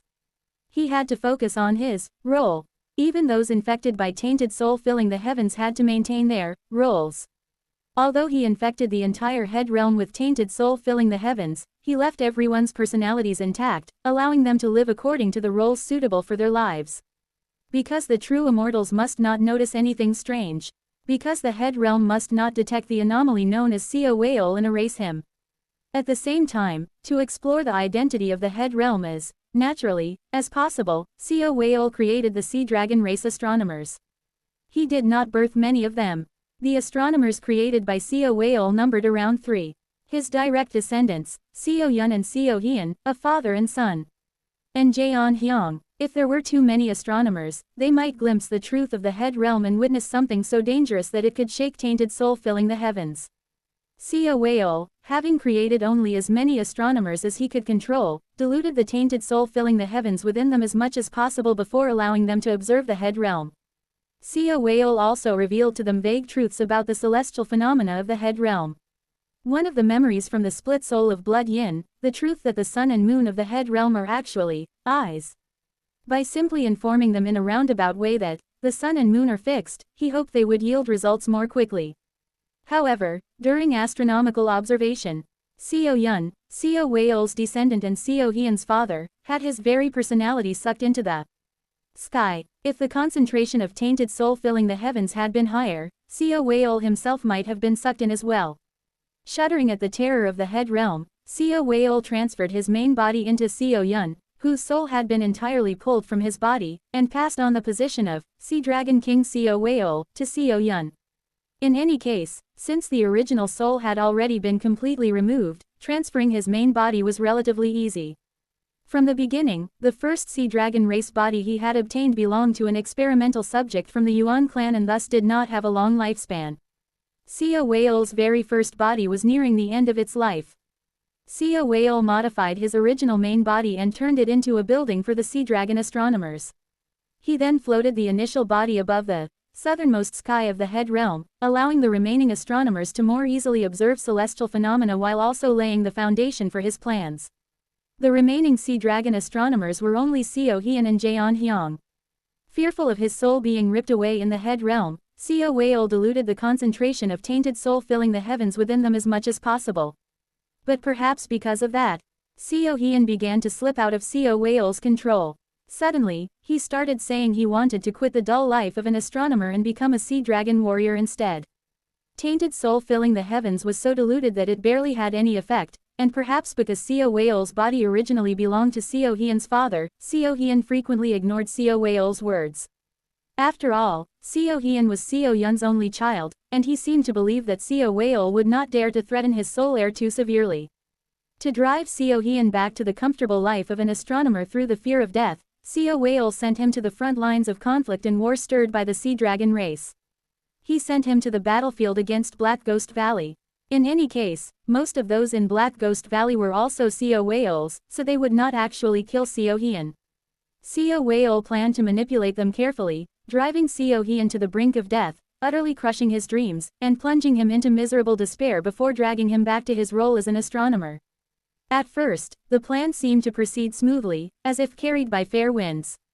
However, the problem arose with the birth of a being named Yuo in the head realm. Co Whale immediately realized that Yuo was a fragment of a split soul of the Nether Ghost Realm Sacred Master. Because the vast majority of those who ascended to the upper realm from the head realm already carried tainted soul filling the heavens after Co Whale opened his eyes. Every ascendant from the head realm was practically a carrier after the blooming of tainted soul filling the heavens. He had already sent numerous clones to ascend to the upper realm. It was only natural for him to have identified Yuo. Thus, Co Whale decided to erode Yuo. Yuo is not just an ordinary sacred master. Baekwoon comes from a true person background. Ya Eum is the split soul of Blood Yin's split soul. Banta and Heilin can be said to be typical examples of the sacred vessel stage, but Yuo is a fragment of the reincarnation judge Nether Ghost True Lord Yusu Ryan. The reincarnation judge is said to know the secret of resurrection. Because she is the fragment of such an entity, the sooner he could obtain her, the more momentum Co Whale's plan would gain. Although Co Hian, like Jeon Hyang, carried only a faint concentration of tainted soul filling the heavens, Co Whale still began to have Co Hian interact with Yuo, lest Yuo, who is of the same sacred vessel stage, sense the aura of tainted soul filling the heavens. Co Whale deliberately used Co Hian, who carried only a faint trace of it, to make contact with her. It began when Yuo was still young. From that time, Co Whale consistently facilitated contact between Co Hian and Yuo, attempting to erode Yuo through Co Hian with tainted soul filling the heavens. That's where the problem arose. At first, tainted soul filling the heavens began to gradually seep into Uo, but at some point. Specifically, after Uo came of age. Uo, who continued making contact with Seo Hyun, stopped being affected by tainted soul filling the heavens. Instead, Seo Hyun, who already had a faint concentration of tainted soul filling the heavens, started ignoring Seo Whale's orders. At that time, Seo Whale suspected Uo. He speculated that she had used some unknown immortal art to pull Seo Hyun away from his grasp. Eventually, a child was conceived between Uo and Seo Hyun. Seo Whale grew extremely wary of Uo, focusing all his attention on her attitude. He believed that Uo intended to wield some dreadful immortal art through her child with Seo Hyun.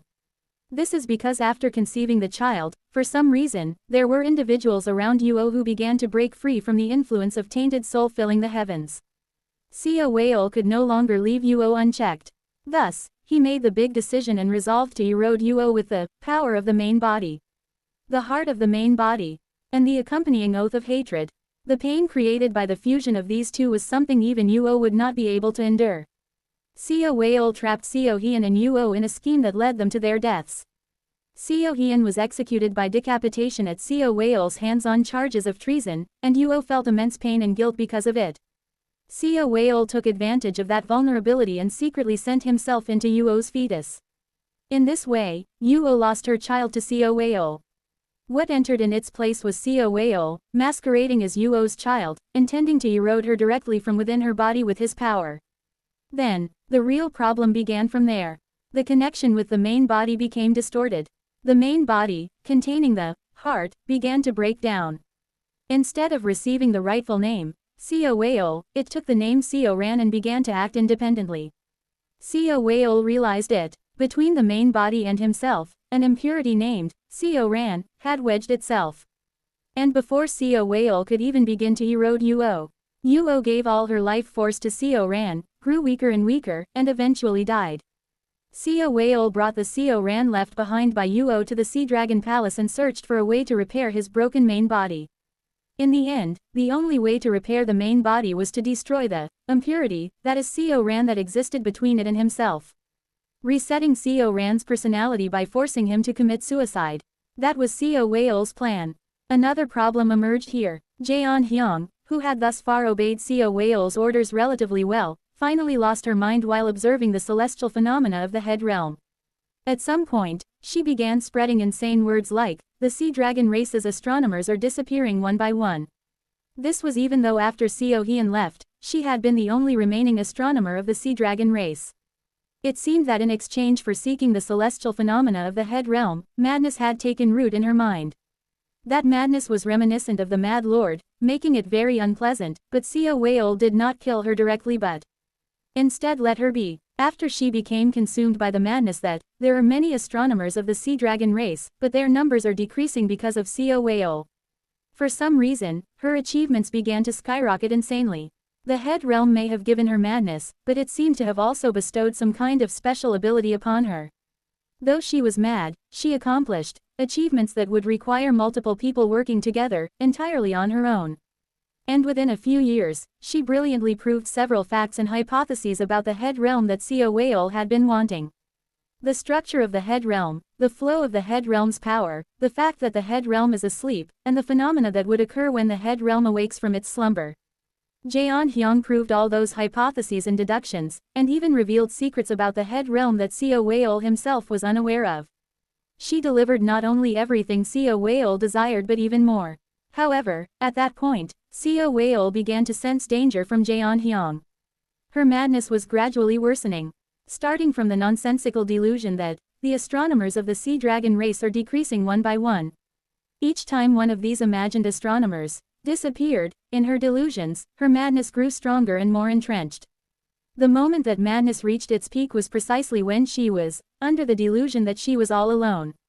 Fortunately, Jeon Hyung often stayed with Seo Ran, which greatly reduced the frequency of her thinking she is all alone. However, the very act of keeping such a lunatic by Seo Ran's side was an immense gamble for Seo Whale. Thus, Seo Whale decided to separate the dangerous monster, Jeon Hyung, from Seo Ran as quickly as possible. Sia Whale sent Seo Ran to a distant corner of the Sea Dragon Palace as if exiling him. Afterward, he planned to kill Jeon Hyang, whose madness was increasingly resembling that of the Mad Lord.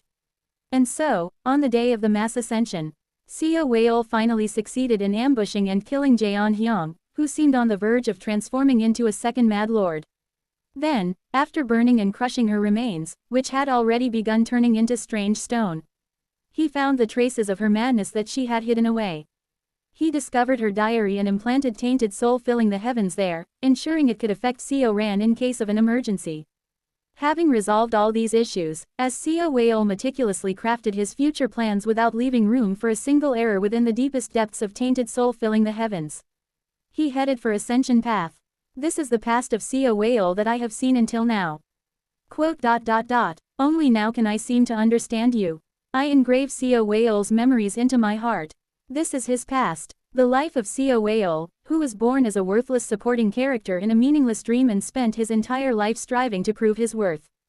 Through Sia Whale's memories, through the suffering Kutong contained within those memories, I can feel the Sia Whale currently fleeing away. He is wailing like an evil spirit, pouring out dreadful resentment towards the already vanished Seo Ran. At this very moment, the mysterious smile that wrapped Sia Whale is stripped away. Everything about him, in the end, has been recorded in my canvas of myriad forms and connections. Only today, at last, have I torn away all the mysterious veils that shrouded Seo Whale. Finally, Wo Wang, the candle flame of the torch of myriad forms and connections blazes even more fiercely. The canvas of myriad forms and connections, scattered across the universe, reveals itself more clearly. The starting point of the immortal art I have attained. My innate true method, crystal glass to treading sea, is something I imbued my entire life into. Within my life, everything I have learned, everything I have experienced, mastered, and observed, all of it has been melted down, refined, and forged into this innate true method. That is crystal glass to treading sea. Crystal glass to treading sea possesses a total of 9 abilities and forms. Why crystal glass to treading sea was refined into 9 forms within my heart is something even I am not entirely certain of. However, the only assumption I have is the name Ju Cho. 9 Ju kinds of categories Cho. 9 ups and downs. I don't know who first told me the term 9 categories. Nor can I recall its exact meaning. The only thing I can remember is that perhaps 9 categories.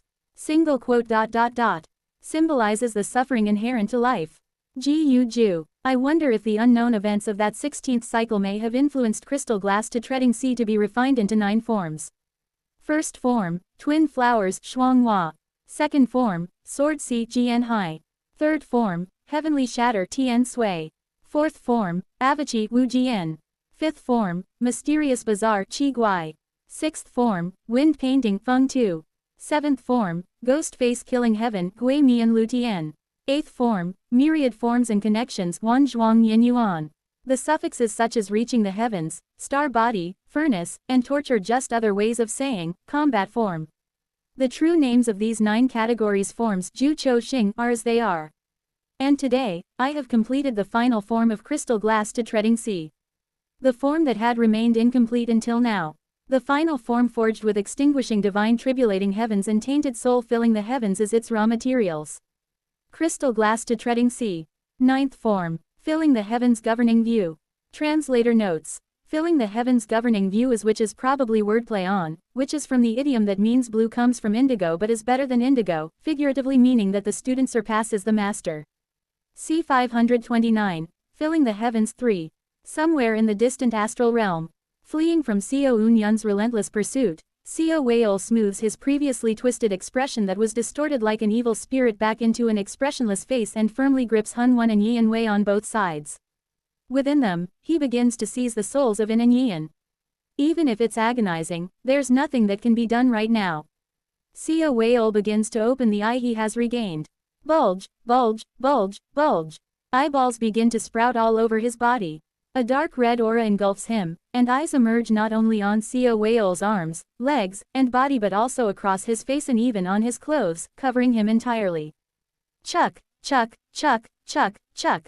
What must be done now, is to use the authority of the vast cold heavenly Lord, which I seized in this once-in-a-lifetime opportunity, and push my original plan forward in one decisive sweep. Wing, The attraction force between Hun 1 and Yian Wei begins to grow stronger. But they cannot reach each other. Sea whale's eye distorts their attraction force, transmitting it across the sea whales scattered throughout the universe and twisting its direction. As a result, while the attraction force grows stronger, the misaligned direction prevents them from meeting, causing the force to grow endlessly without resolution. The sea whales scattered throughout the Sun and Moon heavenly domain relay the attraction force of Yin and Yang, gradually guiding its direction astray. Gradually, the attraction force grows stronger. This attraction force originates from the vast cold heavenly Lord, once known as the strongest heavenly Lord. When the attraction force of the universe reaches its peak, the universe meets the end. Wu Wang, the end of the universe, which has been advancing little by little under the phenomena extinguishing mantra, begins to accelerate rapidly. Immortal cultivation is progress. The will of someone reverberates across the entire universe, and the Sun and Moon heavenly domain begins to progress rapidly towards the end.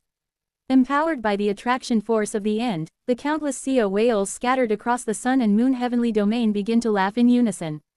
Ho ho, ho ho ho ho, ho ho ho, chuck, chuck, chuck, chuck, chuck. The sea whales simultaneously place their hands behind their backs, look up at the sky, and laugh. It's a shame I couldn't obtain blood yin, but there's no choice. I'll have to gamble. Bulge, bulge, bulge, bulge. And then, countless eyeballs burst forth from the bodies of sea whales. It's a chilling, dark red gleam. Tainted soul filling the heavens. Wing. Immediately after, the Sun and Moon heavenly domain begins to be dyed a dark red. Complete release Wan Quan Kai Fang. Sea whale recalls one of the truths about the head realm he learned through Jian Hyang. When the Sun and Moon heavenly domain meets the end, at the moment of the end, the place where everything compresses is the head realm. Although the place of restart lies somewhere far away in the interdimensional void. Still, at the conclusion of the universe, everything is inevitably drawn toward the head realm. Therefore, the occurrence of the end ultimately means everything can be absorbed into the head realm. The yin and yang of vast cold exchanges an increasingly intense and strong attraction force and accelerates the end. Sea whale recalls the legend of the vast cold heavenly Lord. The vast cold heavenly Lord, who is said to have altered the conditions for the end of an entire heavenly domain. The most respected and beloved friend in the memory of Blood Yin's split soul, yet also the most terrifying existence. Perhaps it is because such a being's power resides within the spirit bodies. When it comes to the end, it seems to react even faster than Seo Unyun's phenomena extinguishing mantra. Such an ominous thing must be why Blood Yin hurriedly sealed it away in the true devil realm. Regardless, precisely because it is the head realm. If Seo Whale accelerates the end of the world with attraction force, it will be solely Seo Whale's feat. Through that achievement, Seo Whale plans to dye the entire Sun and Moon heavenly domain with tainted soul filling the heavens, even if only for a fleeting moment. And the head realm, having absorbed the world stained with tainted soul filling the heavens, will ultimately consume all of Seo Whale's tainted soul filling the heavens and will complete Seo Whale's plan. Seo Whale will finally meet the truth he desires. Just when the attraction force of Yin and Yang, held tightly in Seo Whale's grasp, reaches its peak. Seo Whale suddenly hears something echoing in his ears. Kidukadukadek, it's agate, the existence that, after being swallowed by his tainted soul filling the heavens, remains in the deepest depths within it, serving only as his computational mechanism. That agate now laughs hysterically as if driven mad. I've been deceived too. This is the strength of your adversary. Seo Whale, that is what has been contaminating you all this time. And then, Seo Whale sees it, the sight of something beginning to fill the entire universe. No, a faint, hazy mist that has already been filling the entire universe. And Seo Whale sees it, the gazes visible within that mist. Countless silhouettes seem to flicker within the mist. And those silhouettes, like starlight, pierce through the mist and meet Seo Whale's gaze. The eyeballs of Seo Whale's tainted soul filling the heavens and the gazes beyond the mist collide. Seo Whale shudders unconsciously. Only now does he understand. Only after witnessing it with his own eyes can he understand. From the very beginning. The countless eyeballs of Seo Whales scattered across the entire Sun and Moon heavenly domain lose their dark red light before the hundreds of billions of gazes shining through the pale mist. From those gazes, Seo Whale feels a strangely familiar sensation. That's definitely the truth that I was loved, that alone will never disappear. So, my heart, too, will never disappear. Yes, those gazes. somehow resemble the gaze of filled square at that final moment. It will not disappear. Even if it vanishes right before the eyes, somewhere deep within the heart, it will definitely remain. Sia Whale somehow feels as if such a will is being conveyed from those gazes. At the same time, the pale white light begins to overwhelm the dark red light. Was bound by a leash. Whether Sia Whale seizes Seo Ran or not. From the very beginning, unless he escapes the sun and moon heavenly domain, he cannot escape from him. Finally, a voice as solemn as that of a god reverberates throughout the entirety of the sun and moon heavenly domain. Filling the heavens governing view, Mantien Yu Lan. Kugugugugu. Sia Whale understands. At some point, he entrusted himself to a gamble, acted arrogantly, and naturally threw himself into hollow hope. Agate calculated while observing such a Sia Whale and informed him that he is mad. Sia Whale ignored Agate's words. Because he had no reason to go mad. Because he had no reason to be contaminated. Madness or contamination only occurs due to related causality. Nothing happens without a reason. And within the knowledge and logic Sia Whale possessed, there existed no causality by which he could go mad or be contaminated. Thus, he one-sidedly dismissed Agate's words. However, facing the origin of his contamination, Sia Whale must now admit it. He has become contaminated. He has become mad. From the very beginning. Yes, precisely from the moment he first laid eyes on Xiao Unyun's canvas of myriad forms and connections. Complete release Wan Quan Kai Fang. The final form of Xiao Unyun's crystal glass to treading C9 categories form, which has been subtly contaminating Sia Whale since long before, spreads across the sun and moon heavenly domain and finally begins to reveal its full power. Just when did you start to mistake tainted soul filling the heavens as being above the canvas of myriad forms and connections? A life of failure upon failure upon failure upon failure upon failure upon failure. My life is one where I have repeatedly experienced failure. My soul is a mountain built upon failure. And my failures are not just tools for repentant enlightenment. Can't the canvas of myriad forms and connections be used to attack an opponent? The result of such research, repentant enlightenment, and training is this secret art that has only been completed today. Filling the heavens governing view. However, even before its completion, it has already been scattering across the entire universe, slowly. So slowly that even Sia Whale himself didn't realize it, and it has been eating away at him. If Sia Whale's tainted soul filling the heavens is an immortal art that brainwashes the entire world into becoming himself, taking over every role, and turning himself into the favorable protagonist. Mine is the opposite. I fill the heavens by exposing my failures, causing others to be unconsciously influenced by my experiences of failure. By watching my life filled only with failures, they unknowingly learn from it.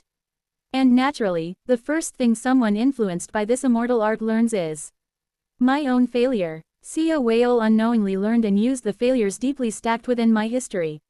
I did not create a path for myself to become the protagonist. What I created is a secret art that turns everyone in the world into failures.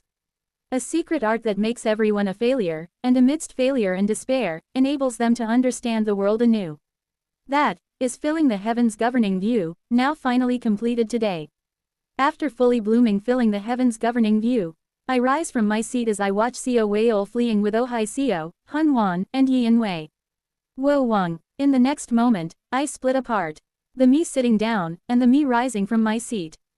The me who rises looks back at me and speaks. I'll protect them and come back. I smile and reply, go and show them. Nod. The me who nods puts strength into the legs and briefly closes the eyes. Kugugugek. As a martial artist, the power of heaven and earth begins to concentrate on my legs. The heaven and earth spiritual energy from all of cedarwood painting gathers and surges into my legs. Pot. For an instant, my lower body seems to turn translucent, and countless muscles in my lower body become visible to the naked eye.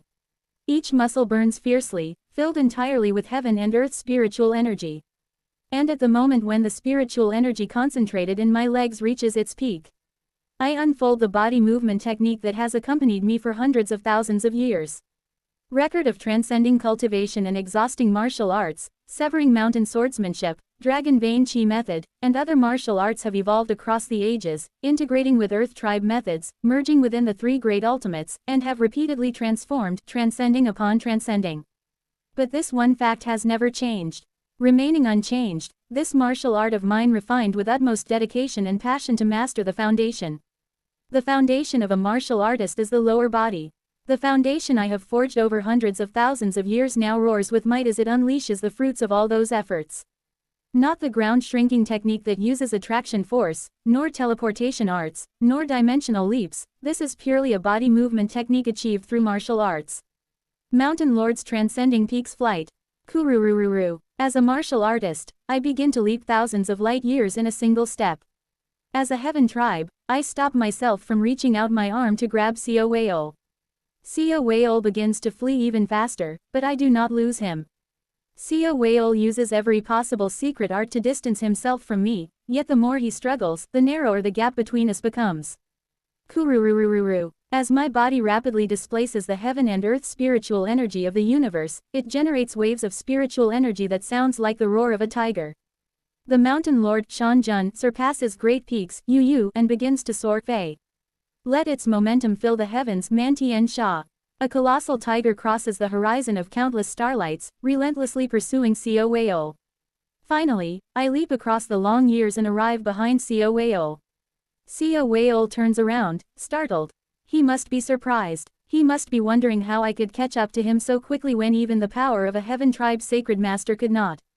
I kindly forego explanations, keeping my mouth shut, and instead prepare my ultimate technique to strike Seo Whale. The mountain lord merely reigns silently, spreading its will. Those who fear the master of the mountain do not even attempt to flee. They simply freeze in place as the distance closes on its own. For the past 5,000 years. No. Ever since the 15th cycle when Seo Whale began to properly toy with me. To punish a being like Seo Whale whose heart has rotted away, I have studied and researched tirelessly for this single move. Inside cedarwood painting, to the cedarwood mountain etched inside the mandala. To cedarwood grove, where I have stood alongside countless others of the Heart tribe. To the innumerable cedars that have supported me for millennia. I stretch my arm with a mighty roar. Severing mountain swordsmanship, Duan Yu Jian Fa. 35th move, Di San Shiwu Jiao. Cedarwood, Shan Mu. Bo Wang. Though it is swordsmanship, what is unleashed is a single fist. No, since the sword has long become one with my soul, it doesn't matter whether it is a fist or a sword. It is merely that its visible form takes the shape of a fist. And my fist slams directly into Seo Whale's face. Pack. The sound of flesh colliding with flesh. That simple yet lively sound reverberates and spreads across the airless cosmic space as a heart essence. Immediately after, across the entire universe, every face of Seo Whale infected by tainted soul filling the heavens is thrown back as if they were struck in the same way by me. Kuuak. And, for the first time, Seo Whale's genuine scream bursts forth before me. Translator notes. Mountain Lord's Transcending Peaks flight was previously translated as Mountain Lord's Soaring Flight. Chapter 530. Filling the Heavens Mantian 4. Seo Whale's flustered appearance makes me smile faintly. Pak. Once again, my fist strikes Seo Whale's nose bridge. Pak. Pajik, Pajijijik. Then, I begin pummeling Seo Whale once more. This, what is? The words he had been speaking through mental speech are now uttered aloud. Seo Whale tries to melt into the darkness to escape, but I headbutt him right in the face. Quang. A dull ringing fills my skull. A look of shock blooms across Seo Whale's face. He reverts from his shadowy form back into his original appearance. Seeing this, I grin. That's a good look. He is no longer the emotionless Seo Whale from before. Now, after dissolving Seo Ran, he has completely regained his heart. Previously, I had only barely managed to provoke a reaction from him by eroding his empty heart with filling the heavens governing view, but this time it's different. This time, he's truly flustered. Seeing the genuine bewilderment on Seo Whale's face makes me feel strangely satisfied. How should I put this? Yes, it's pure. The pure, genuine face of this guy is making me smile. Pack. My fist smashes into Seo Whale's jaw again. His face seems to cave in for a moment before he hurtles towards a nearby planet. Pot. I chase after him in an instant and grab his head as I slam him down onto the planet's surface. Quang. In the next moment, Seo Whale is glaring up at me with dark red eyes. How did you do it? What do you mean? Are you asking me to lecture you on theories and techniques, even though you're neither a martial artist nor a warrior? I, too. Seo Whale looks up at me with dark red eyes and a hardened expression from beneath my foot. Understand the principles of the Heart Tribe's techniques. Ha ha ha ha ha, I let out a hearty laugh. The plane of soul, that uncertain, indeterminate dimension between the plane of chi and the plane of fate. Projecting your ideology and thoughts into that uncertainty and fixing it in the direction you desire. That technique, and the beings capable of wielding such a technique. That is what the heart tribe is it not? From what I hear, it seems he doesn't understand anything from our perspective, but he has his own insights. I nod in acknowledgement. For now, let's say that's true. Then what don't you understand? That you're weak, That's not it. What I'm curious about is. Sia Whale looks up at me with confused eyes.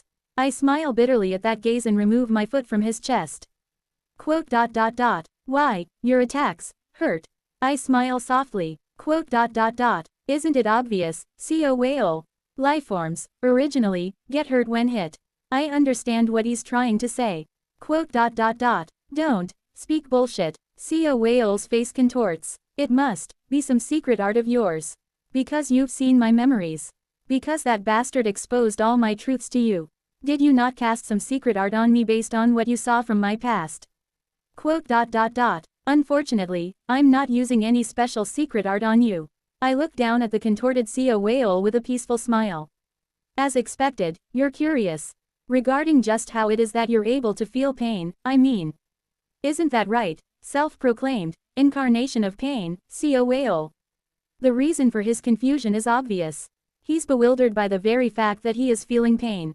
At a glance, it might sound like utter nonsense to anyone overhearing.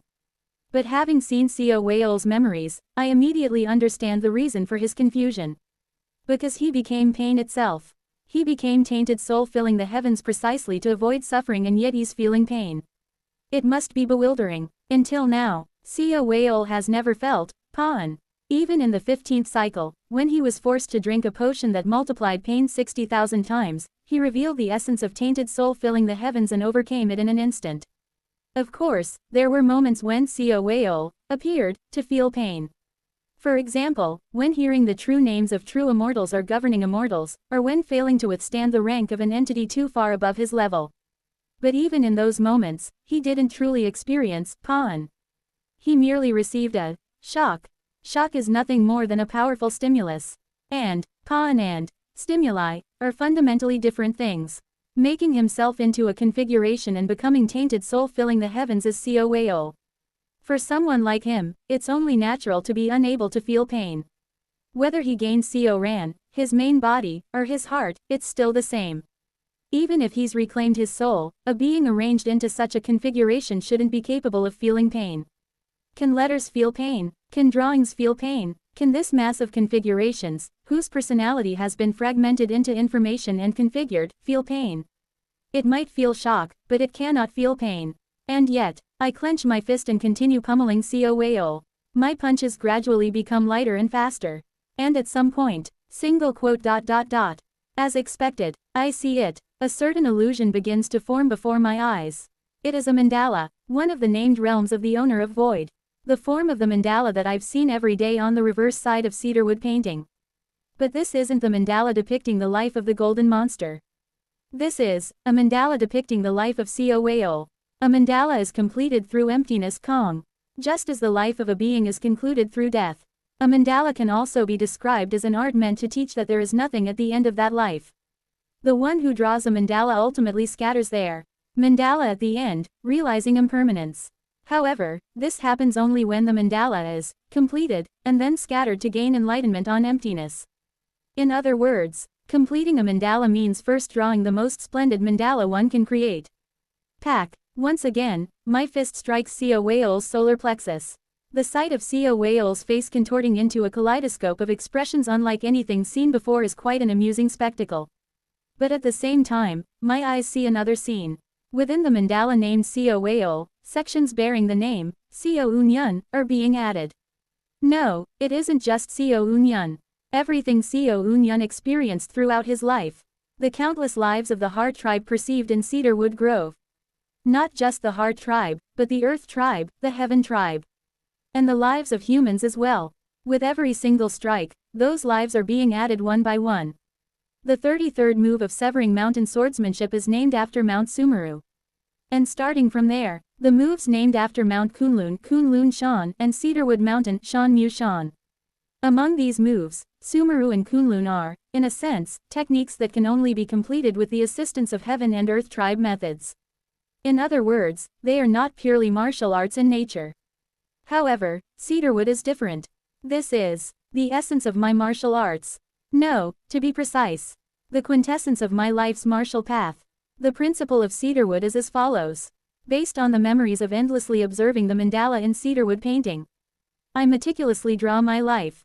And through the canvas of myriad forms and connections that records my life, I meld everyone within the canvas into my life's mandala. At a glance, it might seem as if I'm receiving assistance from heaven tribe methods, but this process is not all that important. It can even be substituted with mere recollections of the past. The more important part comes next. Manifestation. In the 15th cycle, just as I had dragged projections of the past through Ian's play and struck Sia Whale with all the entering heavens of those at entering heavens and above that I had encountered so far, I dissolve my all heavens sword to its utmost limit into the void, Shukong, manifesting within my body all the entering heavens I have encountered in my life. In short, this can be described as me manifesting Ian's play with my willpower alone. In other words, countless entering heavens reside within my body at this very moment. Gradually, my fist begins to move faster. Do. Sparks begin to fly from my body. The pure white flames, surpassing simple heaven and earth spiritual energy are the aftermath of techniques, are the purification of my willpower. Sia Whale, continuously pummeled without respite, is savoring Pa'an for the first time in a truly long while. Just like with the sub-heart sword, this move of cedarwood engraves me into the opponent's heart essence. And going beyond that, it engraves all the manifestations of encountered within my life.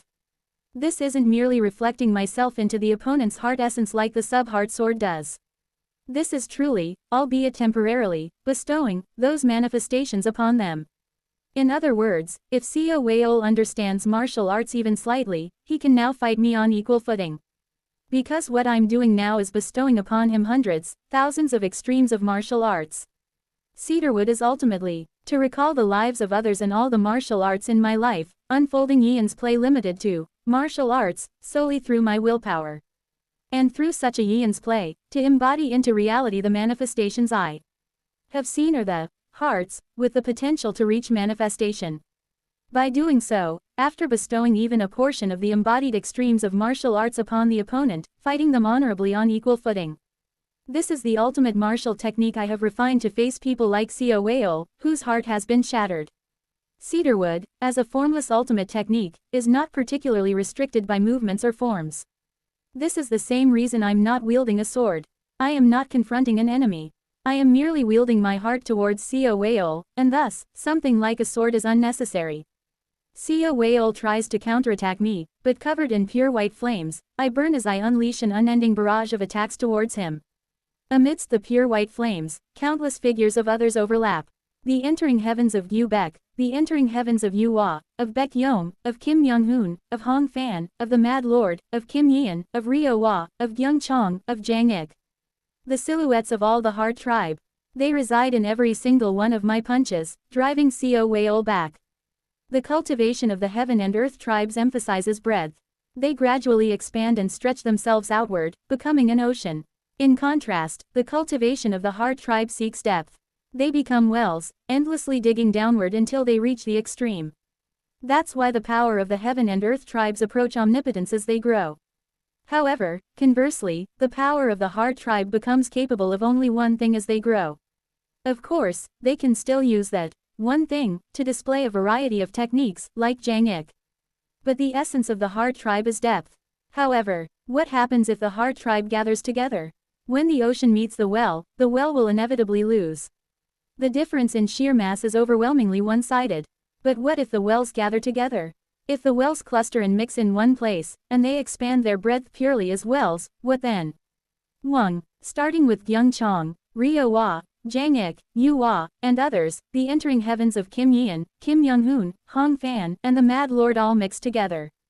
Their powers overlap within me, approaching an omnipotent power not at all inferior to that of the heaven and earth tribes. This omnipotence is even stronger than the immortal cultivation and immortal arts of the heaven and earth tribes. Because when wells gather in one place enough to fill the entire earth, it naturally becomes a deep-sea Shanghai. Countless manifestations overlap, and Seo Whale's tainted soul filling the heavens is suffering unprecedented damage. The entirety of tainted soul filling the heavens is shaken by the auspicious exchange of emotional expression, is unable to dodge because of the surpassing radiant saber, cannot escape as the heart is bound by the heart of love, and is being maddeningly shaken by collapsing immortals annihilating heavens. Seo Whale is gradually crumbling. Of course, there is still the possibility that he can fight against me. Cedarwood, after all, is about bestowing the ultimate will I have realized onto my opponent. However, regardless of whether he understands martial arts or not, he cannot accept my manifestations. Because these are not simple manifestations, they are hearts. If it's someone who has accepted and understood the hearts of others, it might be a different story. But for an existence that has closed their eyes and ears, turned themselves into a configuration, deliberately closed their eyes from pain, and escaped from it for thousands of years, they will never be able to accept these hearts. Kwang, a pure white fist strikes Seo Whale's face once again. At the same time, as I imbue my manifestation into the mandala of Seo Whale, enriching it further, I experience the sensation of seeing myself reflected in Seo Whale's mandala for a brief moment. In that moment, I understand. Mandala Man Cha Luo. Jang Ik calls it the second step before the throne, while Kim Young-hoon and I share the name Void Shattering for this realm. Today, I have finally reached the pinnacle of Void Shattering. Warururuk. The more I use the ultimate technique of cedarwood, the more my body seems to transform into white flames. Seo Whale is flung far away. The countless Seo Whales scattered across the world follow suit. Overwhelmed by the power of cedarwood, the overlapping of countless manifestations, they all collapse. I slowly approach Seo Whale. Seo Whale staggers and barely manages to lift his upper body. His face is drenched in blood. I see. I should stop trying to understand. It's better to treat you as nothing more than a natural disaster. Seo Whale spits blood and glares at me. Then, pulling at the muscles of his face, he forces a smile. But, haven't you forgotten something? At Seo Whale's words, I look around. Come to think of it, Hun Wan and Yian Wei, and Oh Hai Seo and others have at some point disappeared from sight. You snuck them away, is that it? I couldn't stop you, but you won't be able to stop me either. Did you forget that my canvas of myriad forms and connections has spread across the entire universe? That only means your focus is that much scattered and there are that many gaps. Escaping through one of those gaps isn't that difficult. Seo Whale smiles as he speaks. If you had combined all of your powers of the heaven and earth tribes and even drawn upon the power of cedarwood painting, I definitely wouldn't have been able to escape. But, you are foolish, and this is the result. I merely used one of my countless selves as bait to tie down your feet. Indeed, as you said, I am foolish. Seo Whale is right. Right now, I cannot immediately chase after Hun Wan, Yian Wei, Oh Hai Seo, and the others who have escaped. Furthermore, the canvas of myriad forms and connections is merely a projection of my history, not my consciousness domain, so it doesn't have any sensing functionality. Of course, it might gain such a feature if it develops further, but for now, it's impossible. Thus, even though Seo Whale is in front of me, it's no different from him being able to escape at any time. I've lived my entire life foolishly. I am not an imbecile. I am a fool. A dullard with no wit, a clueless stupid retard who only cares about eating. That is the Seo Eun before your eyes. But, even so, I've survived. Bearing the weight of life, I've stubbornly climbed my way here. And because I climbed here as a dullard, I possess strengths that others do not. Wu Wang. The world begins to distort. It seems it's finally complete. Seo Whale's pupils tremble. He must know what this distortion signifies. Among the me's temporarily split as heaven, earth, and heart, the part of the earth. The me of the earth pathway has successfully completed the entering nirvana advancement. I knew I would fail from the beginning, because I am foolish, slow-witted, and steeped in failure. So, I have no choice but to always prepare for failure. Kugugugugu. I, borrowing the power of the end, twist the predetermined fate. The me's of the heaven and earth tribes in cedarwood painting overlap, and their voices engulf the entire sun and moon heavenly domain. The universe begins to distort. I've failed countless times. So, it's only natural that preparing and bracing for failure has become second nature, isn't it? At the same time, through the phenomena extinguishing mantra and the attraction force of Yin and Yin in Seo Whale's grasp, the endlessly contracting sun and moon heavenly domain begins to rapidly contract. The universe begins to heat up. This is the fight of a fool. In the next moment, Sia Whale and I lock eyes, then quickly begin moving towards our respective goals. Wu Wang, I, attempting to twist fate through history revision. And Sia Whale, trying to move the world to reach the Akashic records. The powers we individually possess. The phenomena extinguishing mantra and the attraction force of yin and yang begin to collide with ferocity.